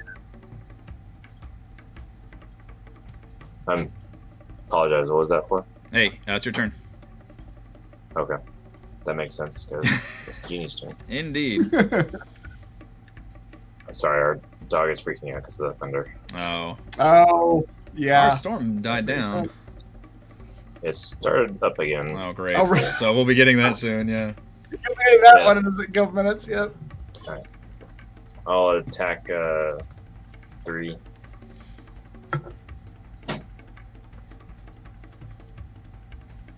Okay, Wow. Yeah, it's 4, pounding on this thing. 14. Do it again. Oof, does that hit? That does not hit. Jeez. Swing All and right. miss. Alright, Gillian. Okay, so I put number 2 in a protective hamster ball. It is a protective hamster ball I thought you were giving me instructions beforehand. for the next minute. Although it also can't attack out of it either, so. That is nice. You know. You directed us all to focus fire. Is what you've Mhm. done. Everyone focus that one. Okay. Are these things sensitive to poison? What do you think? I What mean, about these things? I don't really know what they are. We used to be in a big poison cloud, so I don't think we're Probably going to be not. Mm. Okay. caring about poison too Oh much. yeah, I fucking forgot about that a while ago. We opened up well. another room. It Yeah, the dissipated. rooms are opened up now. He destroyed a fog cloud, whatever. Yeah, it's like a stinging sensation instead of just straight up poison. Now. Exactly. It's just annoying more than anything else. Yeah. Just throw another hamster ball out. Well, Then it's play, just Mannix and the mound in there together. Yeah. Oh. Oh, right. Yeah. Man, it's got the mound. You can all just watch me slowly suffocate. Yeah. We can't. You're in gold. We can't see you. That's yeah. Okay, I'll just attack with my crossbow. That's not gonna do anything. Nope. What was the crossbow thing I have now? Bracers of archery. Persuasive archery. Oh, but That's that's damage rolls. I already got rolled in there. Okay. Okay, that's already in there. I don't know. My character sheet is a mess. Mm. It's like at this point in the campaign, everything is just Too many. See, we can't go higher than like level 10 or 11. It just gets too crazy. and that. Oh, that's for the genie. Yeah. Does anyone need healing? How's everyone is fine? Mannix So- needs healing, ironically. But Wait, where is he? you Oh, can't You get can't see him. He's engulfed in the plant. You can't get me where I am. All right. Well, I tried. That was my turn. I had nothing else better. All right. The only thing that happens on the plant's turn, one of them is still in the hamster wheel, and it's just kind of sadly like rolling over Does he still here. make- Does, Um, does he not make like saving throws on every turn? No. I don't Like, think how do you so. ever It get just rid of the hamster wheel? it says it lasts for a Lasts a minute. minute? Yeah, it just lasts for a minute. He's stuck in there, Okay. just rolling around angrily. Hanging around for the falling all apart. Watch him fling his. So as an action, it's just gonna try to like engulf Mannix further. So Mannix, I need you to make a con saving throw. Further. Okay. Con saving throw, sure. So you are going to take. Why don't you roll 2d8 plus 4 for me Oh, great. as you just take this damage. It's just contracting with me inside of it. Basically, That's yeah, it's like lovely. squeezing you. Great. Take 17 bludgeoning damage as you are just crushed further. Still suffocating within. Mr. George. He is going to continue to wail on the plant. Attack. Okay. 17. I'll hit. I don't remember what the AC was. You don't, but 17 will hit. Didn't happen. There goes. So 8. Okay. And 22. Here comes the whirlwind. And there we Oh boy. All right, George. Save How would myself. you like to destroy this plant with Mannix inside? Not me. go. By pure luck, he's gonna be slicing and dicing, and all of a sudden, this this ball of plant just drops to the ground, and Mannix just like falls out of it. Merges like a butterfly Just from the chrysalis. Ah! All right, so I kind of have to take you guys. Mannix hugs you, George, covered in chlorophyll. Oh, Thank you, George. Pretty gross. don't touch me. You probably think it's just a child of the mound. It's birthed a human. You're not a human. That's true. It's birthed the snake man. So, I kind of have to take you guys out of combat because this fucking hamster ball lasts for a minute. We're just watching. So you all have a chance to decide what you want to do before this hamster ball is dissipated. And it just kind of sadly like bumps into you all like periodically. Otherwise you can decide on your best course of action. How big was this square that we dropped down? 10 by 10. Problem is, I would say it was pushing into a different room or something, but this hamster ball is too big. It's not going to go anywhere but this room. Let's push it in the middle where the gears are. Then Will as it we turn actually? the gears, Can we get to? Is it flexible? Can we squeeze it? Where do you want to try to put it? Plane Like in the here? gears, so it chops the plane in half. But no, I was just kidding. We don't have to. You don't think you could drop it down into the gears. You think you might be able to push into a different room. But there wouldn't be enough space where the gears are. How about we just surround it and run it in action for that 1 minute? Yeah, it's murder the thing. Now that we've isolated it. Might as well. Okay. If you all want to do that, we're not going to go through the motionless combat then, because you can all literally surround it, all have your attacks ready. We all gather like a ritual formation, all just weapons ready. Exactly. Even the genie sticks around to help with this fight, and then you all can easily deliver the killing blow as soon as it pops out. How horrifying for the How horrifying. All it does is just see you all just like with your fucking... Yeah. You assume it has feelings. Who are the monsters? That's true. George sleeps very well at night knowing none of these monsters have feelings. Grung, no feelings. And with the creatures destroyed, the genie says, "All right, that has been your first task of mine completed. Should you need my services again, you know what to do." And the genie dissipates away. Why don't we take a break, and we'll come back and see how you all want to handle these control panel room things going on. Mm-hmm.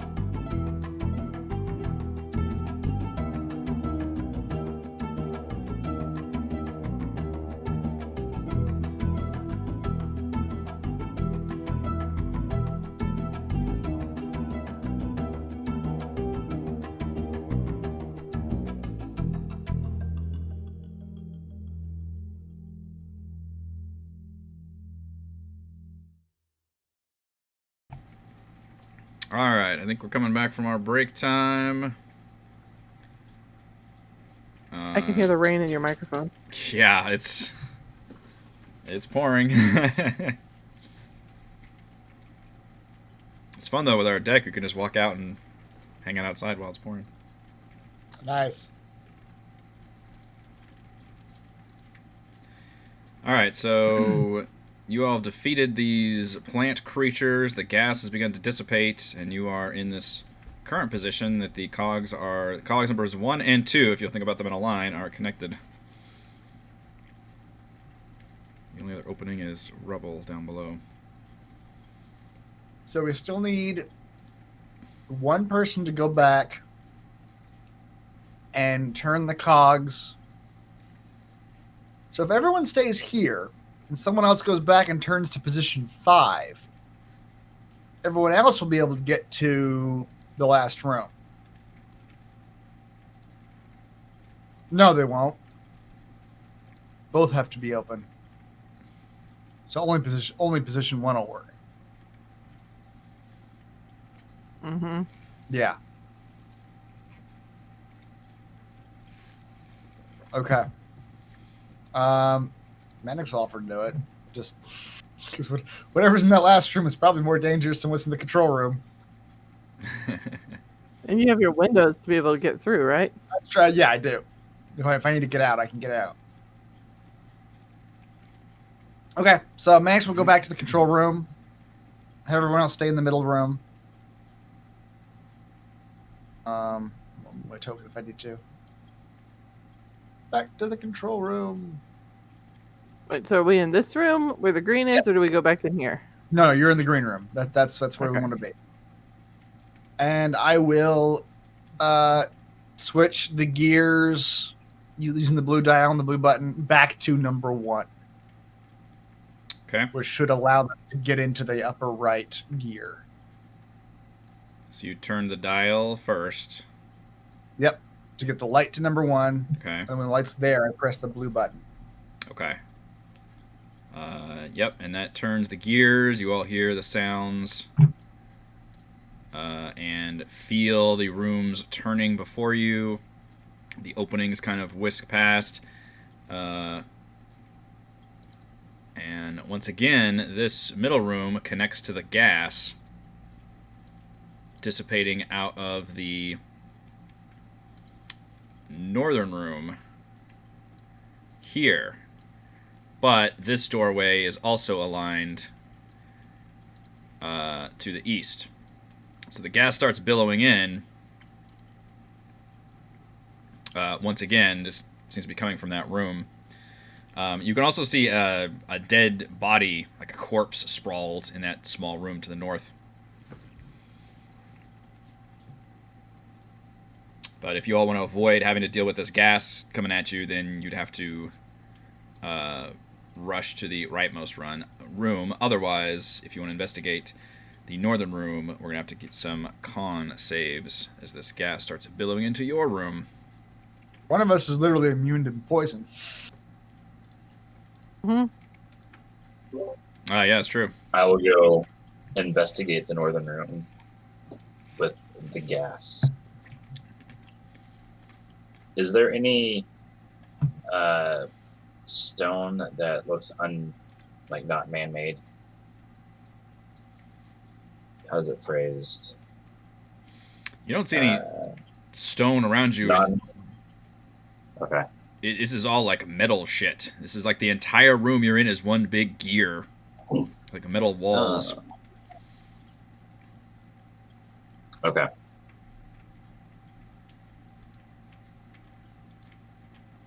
I'm going to squeeze through here and look. Okay. So the rest of you need to either book it out of this room or start taking con saves. Because the gas is still coming. I'm booking it. Okay. Get out of the room. All right. So I will get to you all in a second as you enter the rightmost pentagonal cog room, which has a series of wardrobes. Can we say I checked Ishmael's pockets before? I'll take a con save if I can check his pockets. Yeah, Ishmael is straight up dead. I'm curious about it. I am beelining it towards the door, and I'm like, ooh, Ishmael, and I go back this way. I will do a con save to Okay. check his pockets. Roll. Let's see.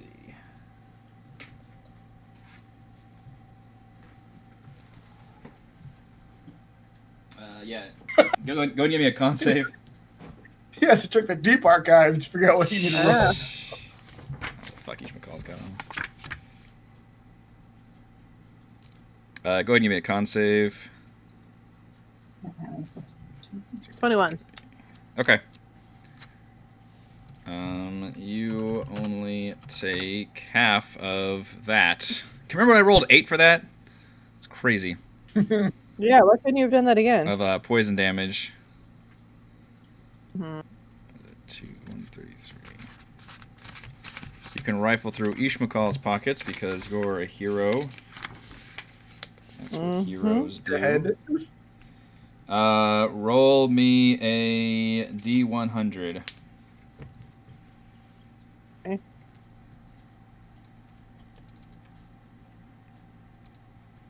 She's just recycling, like all heroes.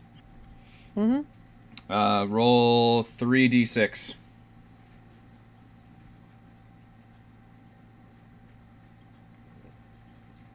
You find stashed away in a secret pocket in Ishmael's body 9 electrum pieces. That's it? That was it. The equivalent of 9 stab him electrum again, pieces that makes just it for feel not better having. between all their coins. No, not really. So I'll just stab him for good measure and then beeline it out of there. To the I mean, do the zombie movie thing where you're like, 9? Seriously? Yeah. Oh, yeah. Just make sure. Yep. Theron. Double tap. You always Yeah. double tap. Always double tap. Theron, you're immune to the gas. You don't have to worry about it. You find the body, which looks like it has died from this gas, in leather armor, carrying a sheathed longsword with a dragon-shaped hilt. That does look a little bit magical. And you find on the body a pouch containing 6 carnelian gemstones. Carnelian? Carnelian. Carnelian. Carnelian. That sounds like a Pokemon. Go, Carnelian. Half lion, half carne asada steak. All gemstone. That's right.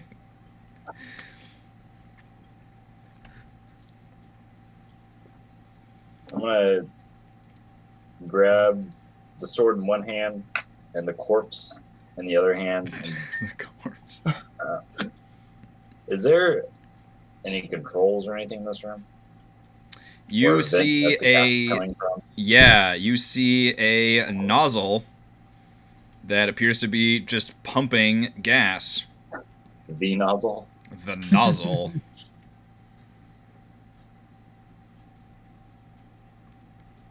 It's like a little tube set in the wall somewhere. Can I try to crush the nozzle closed? Yes, I would say, not even with a check, your Earth Elemental hands can just go up there and just completely crush it to where probably you can't seal it, but you get enough to where it's just like a little bit of puffs every once in a while, so to where it effectively dissipates it. All right. Or at least stops the flow. Okay. I'll try to breathe as much of the poison out as possible. So, Love that poison. Coming to me. yeah. All right. I'll carry the sword and then drag the corpse with me to the next room and throw it in front of everyone. This is what I found. Like a cat presenting her catch. Just here. I found a corpse.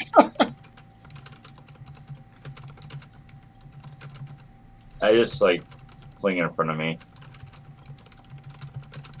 It's like you killed it. Yeah, I don't say anything. All right. I And speak Terran. Whatever that you, means. I think Gillian can actually understand that. It's primordial. You could also probably speak a special language with the genie if you wanted to. But you can We put two and started two. talking in code about the rest of you. Yeah, exactly. Just talking to shit. I rumble a laugh.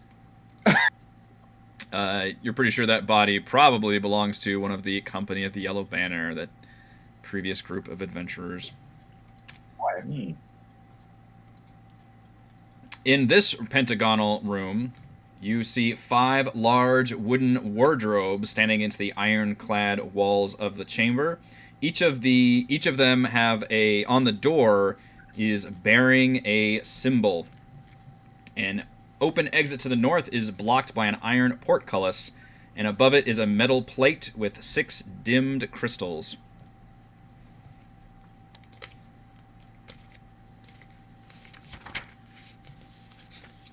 So each of the wardrobes has a symbol on it. Yes. Any of those symbols match the symbols on the door?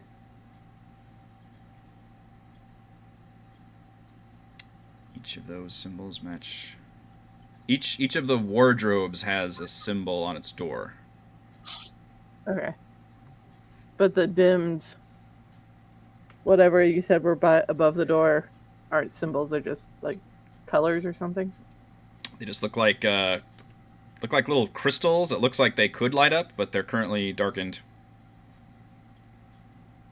What is the symbol in the upper left? The upper left symbol looks like a arm flexing. All right. Mannix could turn the comms on and say, "Is everybody in that last room?" Where? I rumble in Terran. Where are you? I don't understand. I don't understand your rumblings. I'm in the control room, trying to operate this place. Everybody in the last room? Nobody in the middle room anymore? You all can found hear a him. corpse. Oh. Yeah. Except he's Right.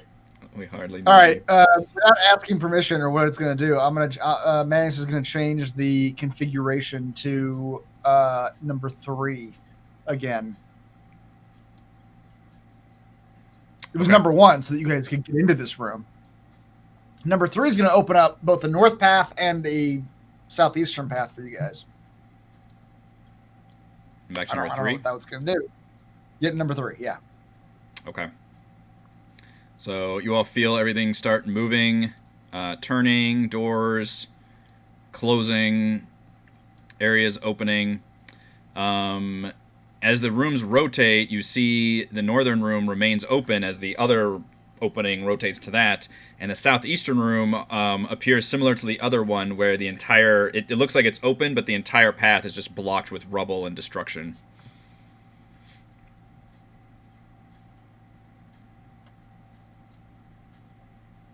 But Manix, on your end, you see the alignments are open for you to go all the way to the middle if you wanted to.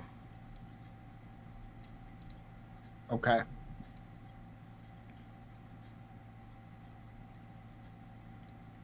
Well, you guys are on your own now. I'm out of here. There's nothing here.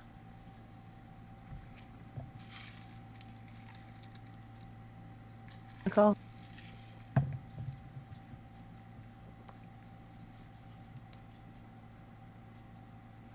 Alright, so what are all the symbols on the wardrobes? Alright, so the one that Theron investigated was a flexing arm. The one in the upper right appears to be a foot. The one in to your east appears to be a symbol of a heart. The one to the south shows the symbol of what you surmise in this universe is some kind of chess piece, gaming piece. And then the one nearest you all to the west bears the symbol of a head, like lines coming out of it.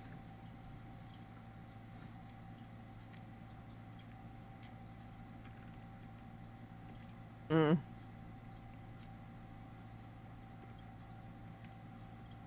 Really, strength, dex, Con.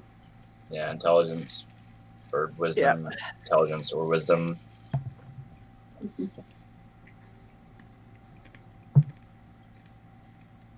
Guess I'll go to the Dexy one. I'm gonna try to open up the strength dresser. Okay. You open the wardrobe, and you feel a magic. It's just black inside, and you feel a magical force suddenly slam into you and pull you into the wardrobe. You go tumbling inside, and the rest of you just see the giant earth elemental just go face first into this thing, and the door slam shut behind you. Theron, You're in Narnia. you spin around for a little bit in the darkness, and then you fall into a chair in a loud tavern filled with monstrous creatures. Opposite you is the biggest minotaur you've ever seen, and their arm is outstretched with their elbow placed on the table, and they're gesturing at you, and you see a bunch of patrons around you gathering and jeering. Okay. God, you're a fucking earth element. And if you would like to, we could get a contested strength check. Okay.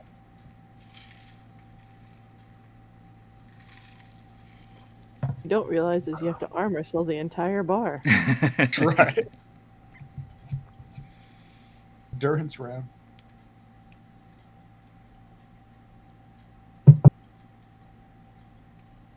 Girl. Yeah, I don't think I have anything to buff me up. Okay.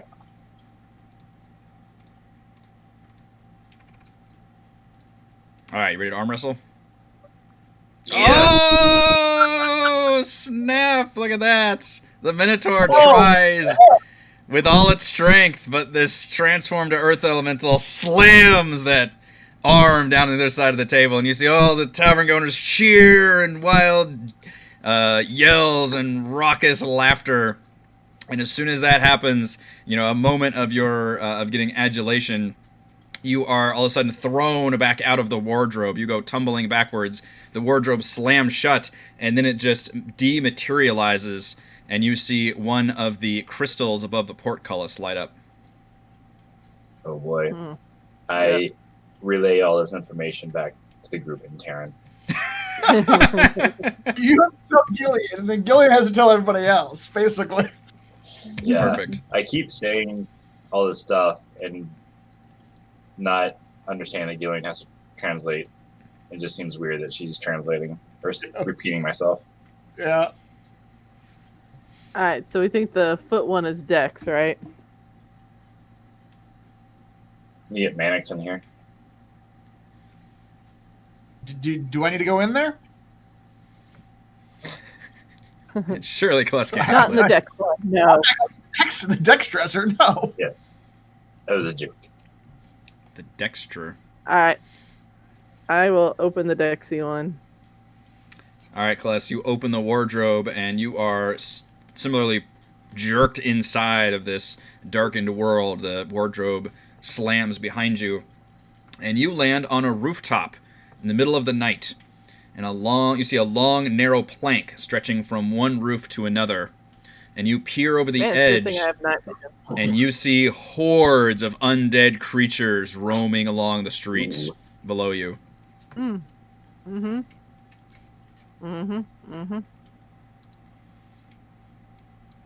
you would like to give me a dexterity check to cross along this narrow plank.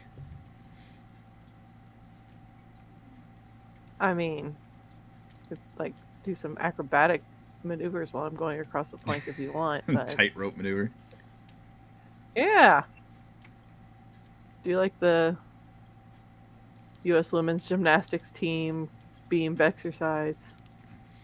Show off in front of the undead. Mm-hmm. That's not bad. Man, you rolled a 9. No. Do you Well, have it's a check. It's not a saving throw. Yeah, I did that on purpose. Do you have any inspiration you want to use? I do. Do I need to use it? I wouldn't ask if you wouldn't. Yeah. All right. Do you feel like these are pretty difficult tasks? Oh, that's not any better. Oh, no. Yeah. No. Kless, you get pretty far on the plank before your footing gives out and you slip and fall into this mass of undead creatures. And as you do, they all attempt to claw at you when you fall down.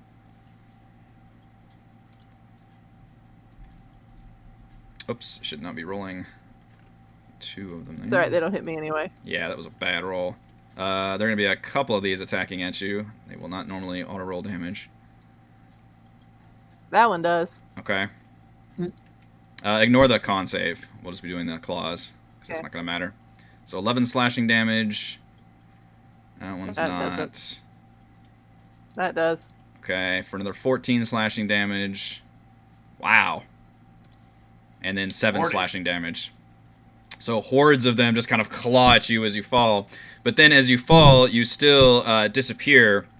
You are thrown out of the wardrobe. You take all this damage, but you're thrown out of the wardrobe. The wardrobe dematerializes, and you see another crystal light up. Okay. So she did it. Sort of.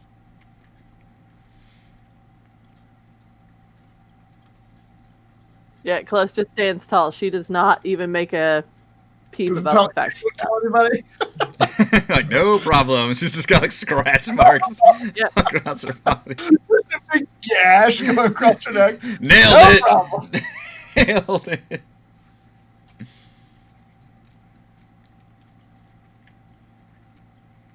All right. Well, 3 more wardrobes that you can see.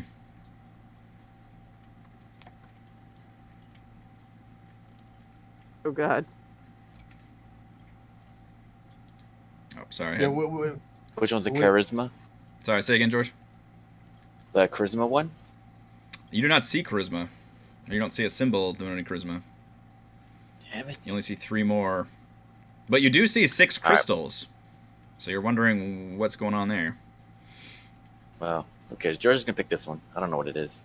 I mean, I can tell you, the symbol is that of a heart. That's con. Oh. I have much So- love. It's the love wardrobe. Jillian could probably do that one. Doesn't she have the massive con score? Too late. George picked it. George opened it. All right. Yeah. Gillian has a +6 with con. Yeah. George, the wardrobe For some opens reason. and you are jerked inside, the doors slamming behind you. You are dropped into a room filled with sewage and rotting garbage and dead bodies. And you can see something gross. moving in the trash pile as a horrible beast emerges, jaws full of sharp teeth with multiple tentacles protruding from its body, though the stench is causing both of you to hesitate. So let's get a Constitution check. I can hold my breath. You can, but the vapors are causing your eyes to water just the same. Terrible vapors. I'd like to use my inspiration. Well, I will say you can wait until it rolls because it's a contested Constitution check between you and this creature. Wait, what are we doing? We're staring at each other? You are staring each other down, and you're both kind of affected by this this horrible stench around all of you. So you're Oh. trying to just react before it can. Oh, damn. Which means you Hi. can but tie. Shall I use my inspiration? The odds aren't great. It's not great. I have to make exactly a 20. Mm-hmm.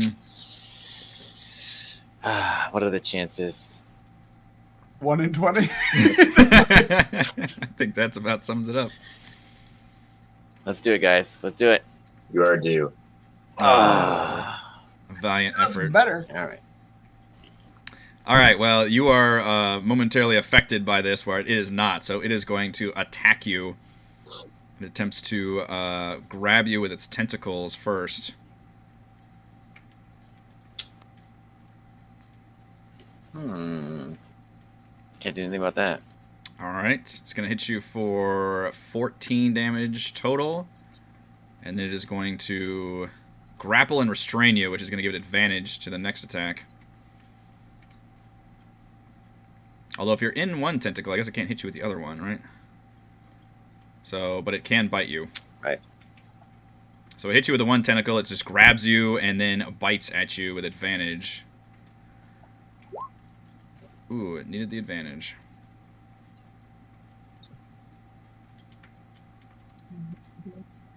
For 14 damage, and I need a con saving throw from you. But I just failed my con saving throw. I know, you get another chance, though. This thing is also diseased, I guess.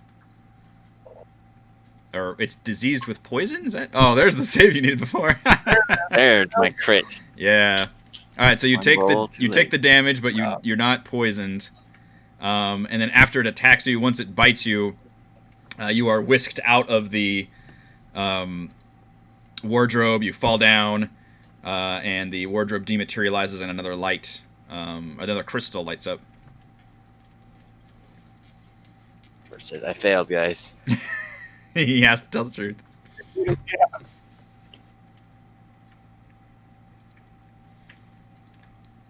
Two more wardrobes in front of you.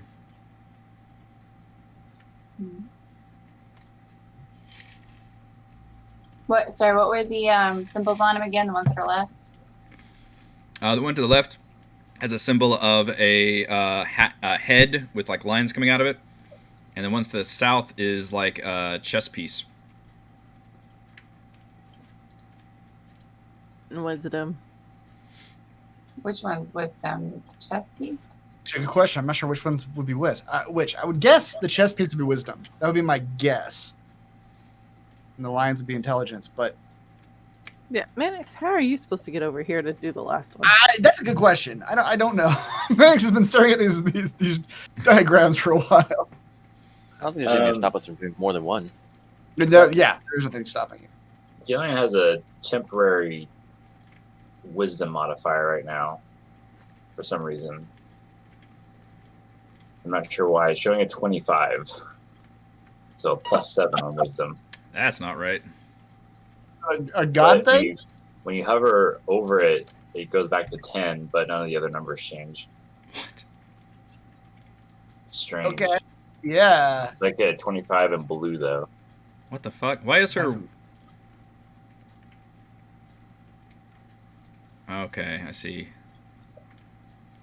I don't know what's going on there. What is your... Do you know what your normal wisdom score is? Yeah, if you hover over the 25, it changes back to 10. The fuck? Can I just enter 10? Nope, it still says 25. What the hell? That's weird. Something must have have no happened in your idea. actual... Somewhere in the Yeah. character sheet. On the gear page, there's like where you can add pluses to your stats. Maybe there's like a plus Yeah. 15 on I was trying to find that. That's... No, that would be there, right? Yes. There's nothing there. That's weird. I don't know what that's from. I have no idea. Alright, anyway. Yeah. Well, remember So she has a- that, 'cause- Plus 7 on wisdom if you want to. Yeah. She does Right. not have a plus 7 on I- wisdom. I'm fairly certain. You know why? I still don't know how you know what's intelligence and what's wisdom, but No clue. I don't mind doing the wisdom one if we. Well, you have a plus 0 on wisdom. Well, I mean, I can use I have the thing to enhance my ability or to give me advantage on it. But if someone has a lot of wisdom, they can go do that one. Okay. I mean, I have. Just like Gillian, she can't make a decision. I'm trying to be a team player, but you know, That'll I do don't know it. if I really want to. Yeah, I have a plus 4 on wisdom, but if it's just a straight check, then probably just better rolling twice, right? Well, I'll cast it on you then. Okay. So I'll cast its enhance ability. So it's just going to give you advantage, I think, is all it is. It's Oh wait, is wisdom one of the things? Yeah, it's down here. Oh, okay. The last one. Yeah, that's all it is. It's just advantage on. I get Fox's cunning. No, it's owl's wisdom. Whatever. Fox is intelligent, but owl is Whatever. wise. It's a chess piece, okay? That's all it shows. Foxes are cooler than owls. It's not casting for some reason, but she cast it. Her character, she is borked. I don't know what's going on. Oh. I didn't do it. But her passive wisdom perception is 21, which is neat. I don't know what happened there. Oh, there it goes. Oh, okay. That was a Reese error, not a character sheet error. I blame all my technical difficulties on Reese errors as well. Every time I think my computer does anything wrong, oh, that's a reset. Damn it. Oh, my Alright. computer turned off. It's a reset. Yeah, I lost power. Damn it. Alright, I'll open the chest piece. All right. Wardrobe. The wardrobe opens. You're pulled inside. The door slamming behind you. You fall into an inky black sea till you hit the very bottom of the sea floor. The floor is eerily lit with bioluminescent creatures swimming by, and it lights up a tiled floor in front of you, filled with humanoids standing still. A large tentacled creature stares at you from across the board, and then looks at one of the creatures, its eyes flashing, and the humanoid takes a step forward on the board towards your own humanoids. The tentacled creature then looks over at you expectantly. And if you can give me an intelligence check. God damn it. Wasting my spell slot. Of course, chess piece is intelligence. Come on, to try to operate these, try to move these chess pieces to win this game against this creature.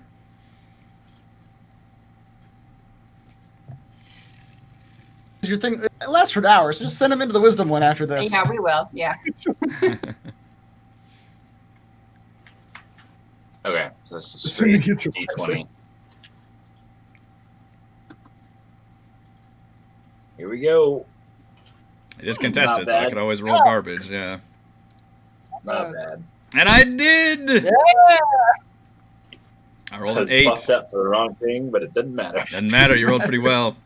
All right, despite the large tentacled creature's best efforts at moving its enslaved creatures around, you are able to give it the old checkmate, and it appears to howl in fury, but it does not attack you, and you come tumbling. So far, Theron is your trick to getting these done. He comes tumbling out of the wardrobe.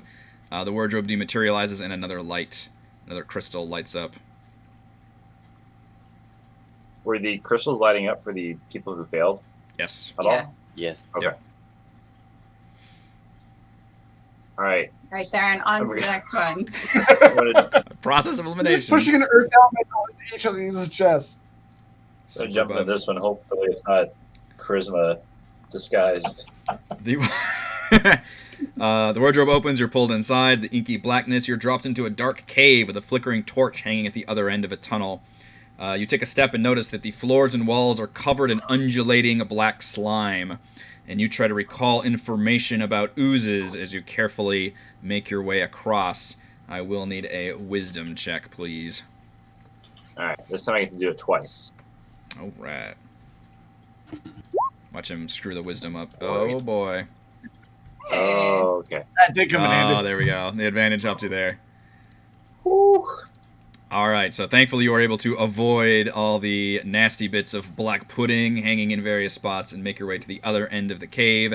And as you do, you are teleported back out of the wardrobe, fall down, and the 5th crystal lights up. And with 5 of the crystals lit, you see another wardrobe. Actually, it's not a wardrobe. It's a symbol that materializes. Or yeah, it is a wardrobe. Sorry, it's a wardrobe materializes in the middle of the room with a symbol, and this one has a symbol of a open mouth. What could it be?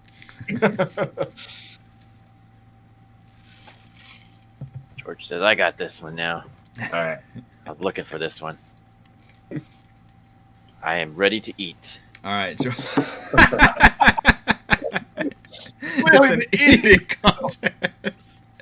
All of them are strengths of skill, and the last one is just a hot dog eating contest. Oh, why did I write that down? George, you open the wardrobe and are pulled inside, the door slamming behind you. You fall into a stage opposite a beautiful humanoid with tiny horns and bat-like wings, and you look out over an audience of demons in all shapes and sizes. And you can see the other character begin to recite these famous lines and turn to you, and the audience all oohs and ahs. And I need a charisma check, please. This will be a contested one to try to outact your partner. He clears his throat, Who's this? starts to sing. Oh no.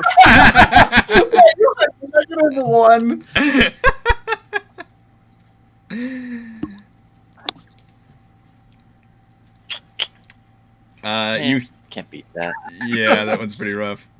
You got Moxie, though, George. Screams of agony and brutal insults hurl at you, George, as you try your best, but are...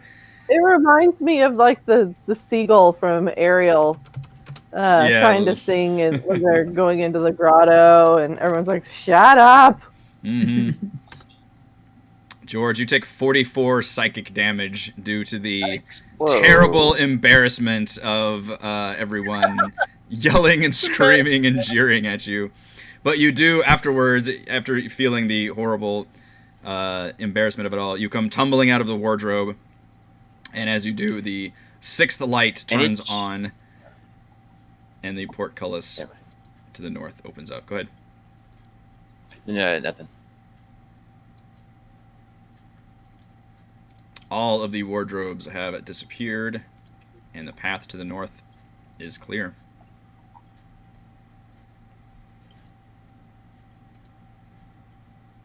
It's that. Now, what have we learned? Send in Theron, not George. Was that easy or was that easy? As I'm targeting the description. I need The singing rope. lessons. Mhm. I see. That somehow took a number from that. Okay, let's go back to. No. Is there no way for me to get there on my own?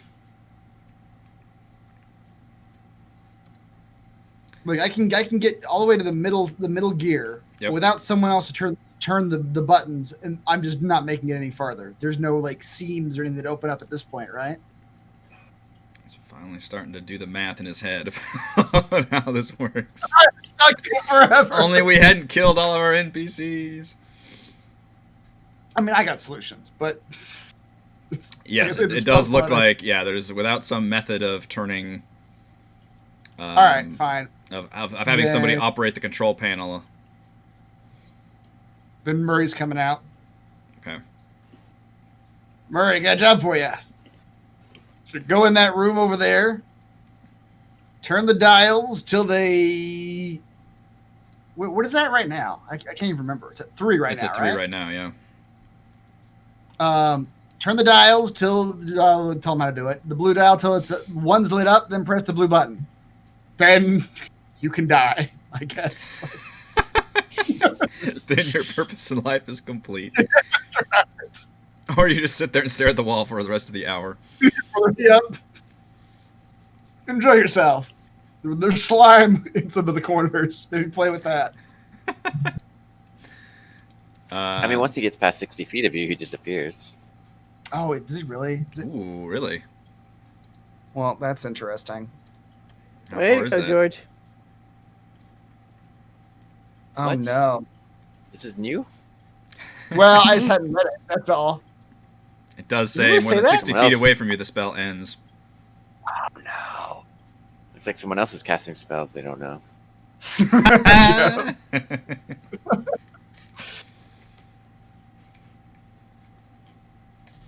Well, is there a solution from this room? Let me look at the photo again. You just have to be faster than the gears. Yeah. Just run. How do you solve the puzzle? You need it to be at number 1 and then to number 3? He's got to go from 3 to 1. Yeah. I've got to be. Already on 3. Apparently, I need to be standing in this room, in the leftmost room, and I need to somehow be able to get to the rightmost room where you guys are, and have the thing land on either 1 or 3.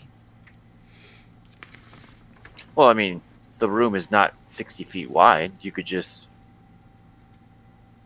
Couldn't you just command him and stand at the rightmost edge of the middle room? No. You know, just... Well, does it say he can move beyond the 60 feet?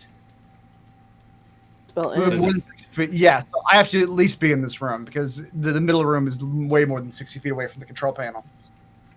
Mm-hmm. Well, as soon as you tell him to push the button, you just dash for it. Yeah, I could try to run. Right. Yeah, I could just. I would hope you're faster than a slowly moving room. So I would just have to get into the middle room at that point. I mean, I can try it. If it looks like, so here's my backup plan. If it looks like I'm not going to make it, and I'm going to get crushed by gears, I'm going to cast gaseous form and just gas my way. Gas my way. All right. Well, how about the? Can your unseen servant hold something? It can hold something, right? Oh, something, yeah. Oh, if only you had a 10-foot grabber arm.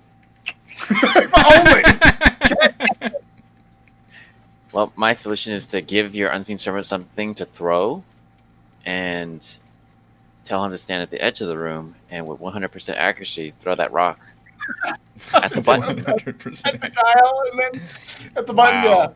yeah. Like, No, Mannix is smart, right? He could like shimmy together some kind of rope on or rock on a rope thing. Go in there, turn it to where you want everything, and be like, okay, hold this, Yeah, that's true. Yeah. and then run to where you need to be, and be like, okay, go. And your guy just drops the rock right on the button. Yeah. By the time he figures all this out and configures it, the rest of the party's gone. That's right. They've already completed the campaign. He's still just like, all right, I like this room. I've got All to right. figure it out now. No, I'll do that. I will with the intention right where I'm at. I can have Murray go operate the control panel. As soon as I know that he's pressed the button, I will book it towards his door, which is only how far away is it? You just have to make it to the middle room. 35 feet away. I'm just gonna try to run and just get before the gears start. Before the rooms actually start shifting. Okay. If it looks like I'm not gonna make it, I'm not gonna die for this. Right. I am going to cast. I'll gaseous throw my form. body into the gears.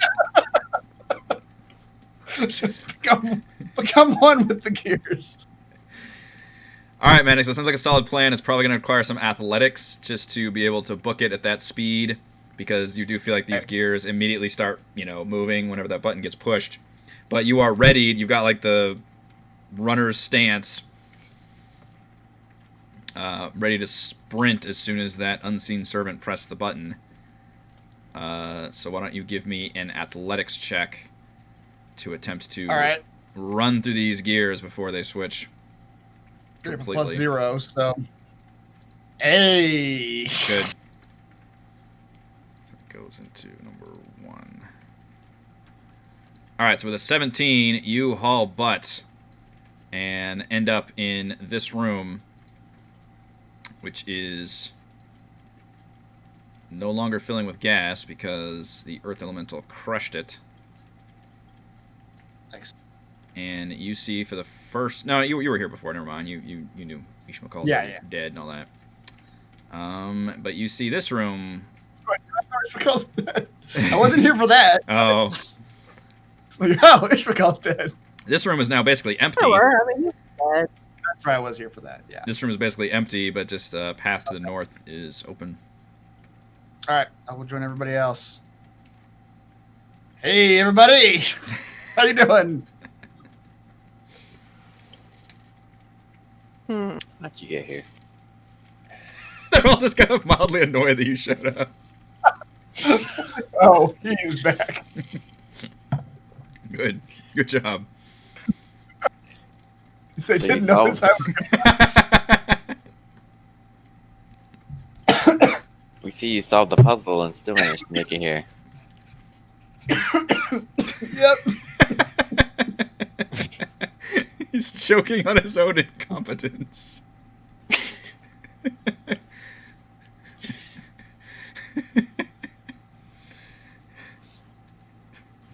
Deep breath, sir. Yep, made it. Survived. Alright, let's get out of here. You guys playing dress up? Is that why you have a bunch of dressers around here? They're disappeared now. You don't Just actually see this disappeared. room. Oh, they're Yep. gone. Okay. You don't know what was in this room or what happened. Nope. This is the easy room, huh? Yeah, some people look a lot more injured than others. George, looks like you've been embarrassed to death. It's a bad luck. I see embarrassment wounds. I recognize those anyway. Let's not talk about it. Fair enough. You walk with the mark of shame. George refuses to make eye contact with anybody. That's right. Alright, let's press onward. Thaddeus gently taps your shoulder and kind of nuzzles you, George, supportively. I need you to understand, Thaddeus. The others weren't there, I know. Mm-hmm. They didn't see it happening. In this hallway, you see images of rotting corpses decorating the hall. The floor is littered with broken shields, scraps of metal and cloth, and tarnished coins. Halfway down the hall, a set of stairs descends deeper into the dungeon to the south. At the end of the corridor is a yawning archway where an iron bull skull bites down on an ivory ring. Beyond the archway, you see a swirling vortex of wind and electricity with giant chains reaching from beyond your vision to the north and south in the middle of a cylindrical room. Everything in this hallway appears to be broken and destroyed. Oh dear. Okay. Well, I don't know what to do except move forward, so let's move forward very carefully. Oh, I'm not going down those stairs till someone else does. Out of curiosity, let's just pull out like a handful of like 5 copper coins and just throw them onto this floor. You toss some coins, and when they hit the bottom of the stairs, they instantly start to rust and deteriorate.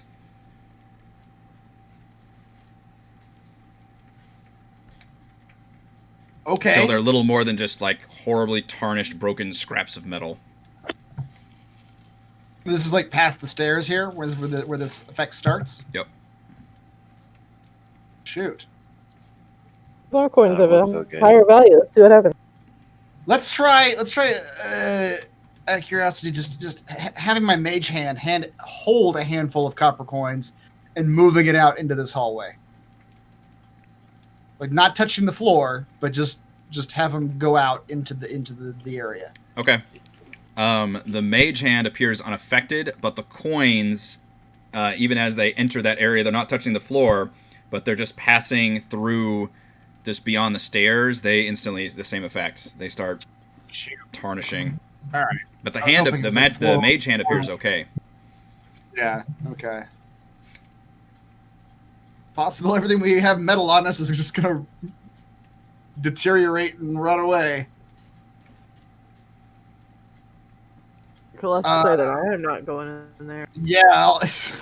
We need our metal objects. Those are my favorite Or objects.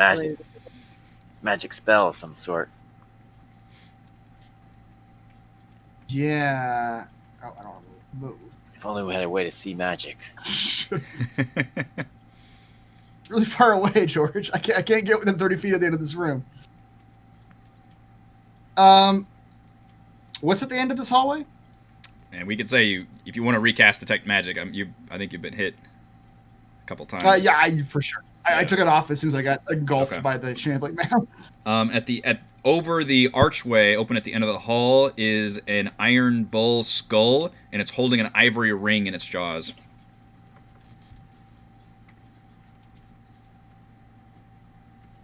Maybe somebody needs to go in there without any metal on them and deal with that. Turn the effect off. How do you turn the effect off? I don't know. It's a working theory I have. I vote Manix does it. I think I'm best suited. George starts stripping down. Only the metal, George. Keep Just kidding. you keep your pants. Well, you see, I don't wear pants. among all the I don't wear pants, by the way. You see among the tarnished metal, there were just scraps of bits of clothing and like discarded like strips of leather down there. You see all that bits of material in this hallway. Maybe we Is there anything along the walls, like little footholds, something that keeps you from having to go down the stairs? So like you could stay at our level until you get to the end, type of a thing. But someone could go like ding ding ding ding ding across. Well, I did try to move those coins at like air level, and they still Okay. deteriorate. Yeah, because I was thinking the same thing. Like it was floor related, but it's not. It's like the whole hallway. Column related. Yeah. George is getting naked, it sounds like. Getting Hold on. naked. Except now that you said there's strips of leather down there, so it's not just metal. Yeah. How naked do you want to get? Um, You don't see I mean, we don't know. you don't see any bodies. Right. There's no skeletons, there's no bones, there's no corpses. It's just like metal and wood and leather. It's all that kind of stuff, and it's all destroyed and corroded, but you don't see any kind of bones or bodies. George has traveler's clothes for some reason. Your default He's starting gonna clothes. throw that in. Yeah, it is. He's gonna throw that into the air. Okay, Cloth. Traveler clothes. Well, I don't know it's cloth, but I assume traveler's clothes are cloth. sure, just generic adventuring non-armor clothes. Yeah, you throw that into the air, and as soon as it kind of hits this general invisible barrier at the bottom of the stairs, it immediately starts to like crumple and fray and just get more destroyed and torn and worn away.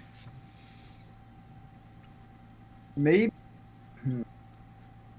Well, maybe stuff we're wearing doesn't get affected. That might be yeah, something. you try that. All right, Max, take off his weapons and his backpack, and he'll just take like his the undershirt and his boxer shorts. Oh boy. No shame. The underclothes. Because you saw You have Murray. your underclothes on. Yes, leave them on. Right now. You I'm take testing that- as if it. Are you trying to take off your underwear without taking off your armor? No. I'm He's taking down off. to his underwear. Yeah, I'm getting down to I'm getting Ghosts and Goblins style. Okay. I'm getting down to my skivvies. Down to the bare It says mins. breakaway underwear. Let's be honest. Snap. Right now, he's intending to test whether if items of clothing that you're wearing will deteriorate.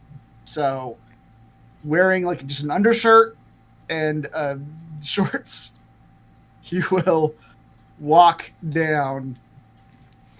So you don't have your George was backpack all- on. Go ahead, George. None of that. Nothing. It's all just in a pile at the top of the George stairs.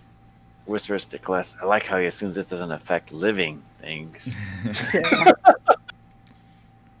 Yeah, I mean, he did assume that because there's no bodies, but She'll look back at Jordan and go, 5 copper says he deteriorates too. Do you have any? So all you have is your undergarments. There's no. You took off your weapons, armor, bags, everything. All that's off. Yep. Okay. You walk Surprised down Glass there. isn't like rifling through your stuff. Oh, yeah. watching you. I'm watching my stuff. Oh, that's fine. She's still gonna do it. Just start robbing you blind. Can't do anything about it down there. It'll take you a while to get back up here. Mannix, you walk down the stairs and you hit the bottom of the steps. It gets a little breezy, and the rest of you see Mannix's undergarments immediately start corroding and tearing away and ripping into frays. And they just kind of fall off of him, and all you see is just a naked Calder Mannix before you, like the day he was born. Standing there in his birthday suit. Wow. Wounding all of you furiously. Furiously. I redouble my efforts in going through his back. Oh no. All right, well, I'm Close, down I here. find it, Yeah, I down. might as well figure out how this works. You're down here and naked. Well, shit. That would All be right. a great senior year quote. I am down here and I'm naked. Time to figure out how this works. That's right. All right, let's recast Detect Magic. Okay. You see a naked Mannix stand there for 10 minutes mumbling to himself. Did I find anything good in his backpack? I mean, You whatever- got everything. everything is gone. Everything in his character sheet. Yeah, because I can't see his character sheet. There's a whole bunch of shit in there, Glenn. Every item I've ever used, it was just Maddox's whole deal. It's having a shit to use. Yeah. It's all there. I'm just offering it all up to everybody in the party. Like, Yeah. George, what do you want? He has 10,000 copper pieces.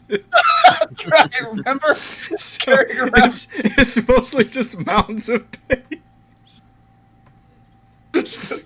Bags and bags of pennies everywhere. Sitting there trying to concentrate on his detect magic. He just hears ding, Just hear him. ding, ding, ding. All the pennies come flying past him. All right, let's see if I can see any magic emanating off of things. Does it look like the hallway itself is magical? No, but it looks like when you make it here, and you can see those stairs to the south. When you get to here, you immediately detect magic on the ivory ring emanating from the what's in the that skull. And it's not like a school of magic. It's just like this is detecting some kind of powerful magical effect. Okay. And the ring is in the skull's mouth? Is that the situation? I mean, it's just kind of like hanging there. Like it looks like you could, yeah. All right, then from here, from 30 feet away, or however long 30 feet is, yeah, right here, I'm going to mage hand the ring out of the skull. Okay. Not necessarily to me yet, but removing it from that skull. Okay. As you remove it as soon as it's removed from the skull, it no longer emanates magic. Okay. So the ring is just a normal ring now. Yep. All right. I'm going to yell back at Celeste, like, all right, you're going through my stuff. Yeah. Might as well throw a handful of copper down here. Do another test real quick. I will throw 2 handfuls of copper down it. Just making it rain. Yep. My God, I am making it hail. Any collection. Hailing. I had those itemized by location. Plus finds Mannix's like vest, and she's like, "You want me to open pockets?" I don't try to out of here right now. I swear to God. The copper hits the hallway and remains in its coppery form. All right. I'm Throw coming back some for my of shit. the gold Celeste. pieces just to make sure. I looked at Theron as I have the bag open, and he's in Earth Elemental form, be like, He's furiously walking up the stairs towards you. Just put it down. He's so naked. Fucking. I run behind Theron with the bag. Very angry. You all find out that when his whole body turns red. It's not. Shaking furiously.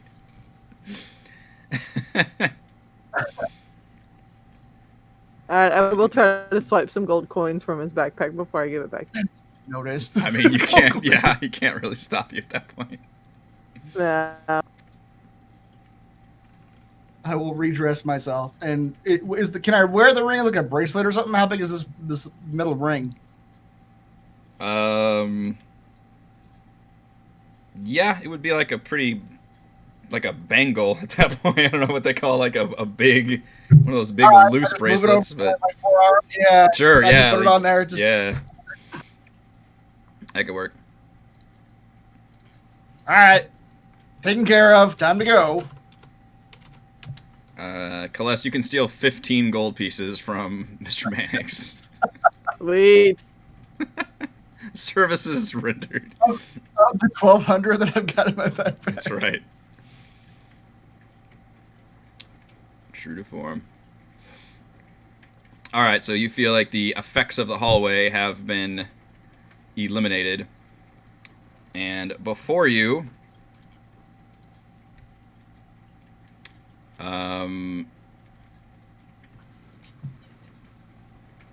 there are stairs going south, and then a giant room full of a vortex with lightning and wind, power circulating throughout. I'm trying to start my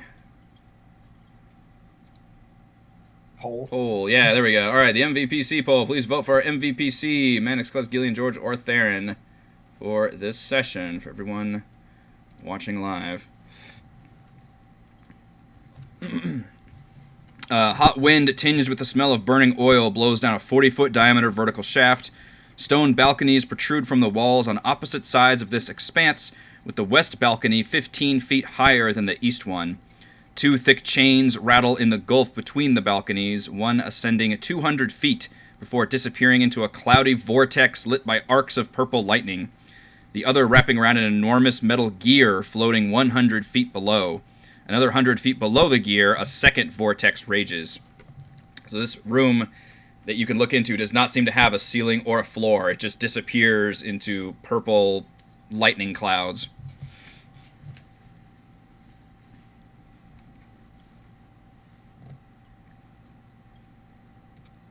And is what you see, some kind of gigantic mechanism. Oh, this will be fun. Yeah. And there's another balcony on the other side. Of It is. It's hard. You can't tell because it's top down. But this one is 15 feet higher than the eastern balcony. Okay. We could just go down the stairs and ignore this. We don't have to cross this dangerous-looking lightning chasm.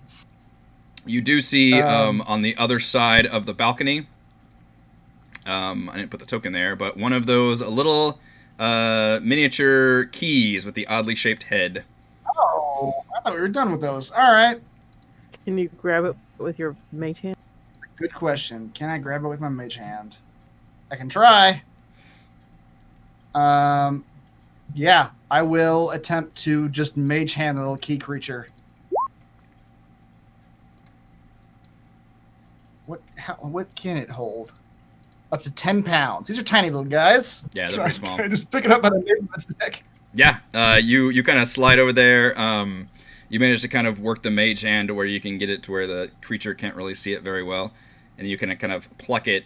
It still try to like violently attack, but obviously I don't think the mage hand can be attacked, so you can kind of drag it over to you. And then presumably one of you will put it out of its misery.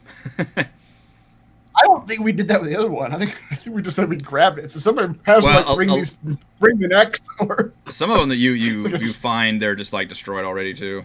Oh, okay. Someone's got to put it out of its misery and. All right, we'll collect it. Does it look like there's anything else of interest on these opposite balcony? It's hard to tell from your point of view because it is higher. You could see the key, but you couldn't tell if there was like another room or anything over there. It didn't look like it, but from your point of view, it's hard to say if there are any openings because it is a higher elevation. Okay. Well, we got what we need. We just want to move on. Just stairs are right here. Man, Yeah, it's like a little terrified lightning room. That sounds good. Yeah. All right, heading down the stairs. That will be a good stopping point, I believe, for this session. Mr. Mannix, you are the MVPC. Naked Mannix, furiously running down the hallway, is a winner. So thank you to Chris, Heather, Rochelle, Raymond, and Reese for playing. Thank you to all of our wonderful fans for watching. Go to roguewatson.com for recaps. Patreon.com/roguewatson if you would like to support the channel. We're live streaming our D&D adventures every week, and we'll see you all next time.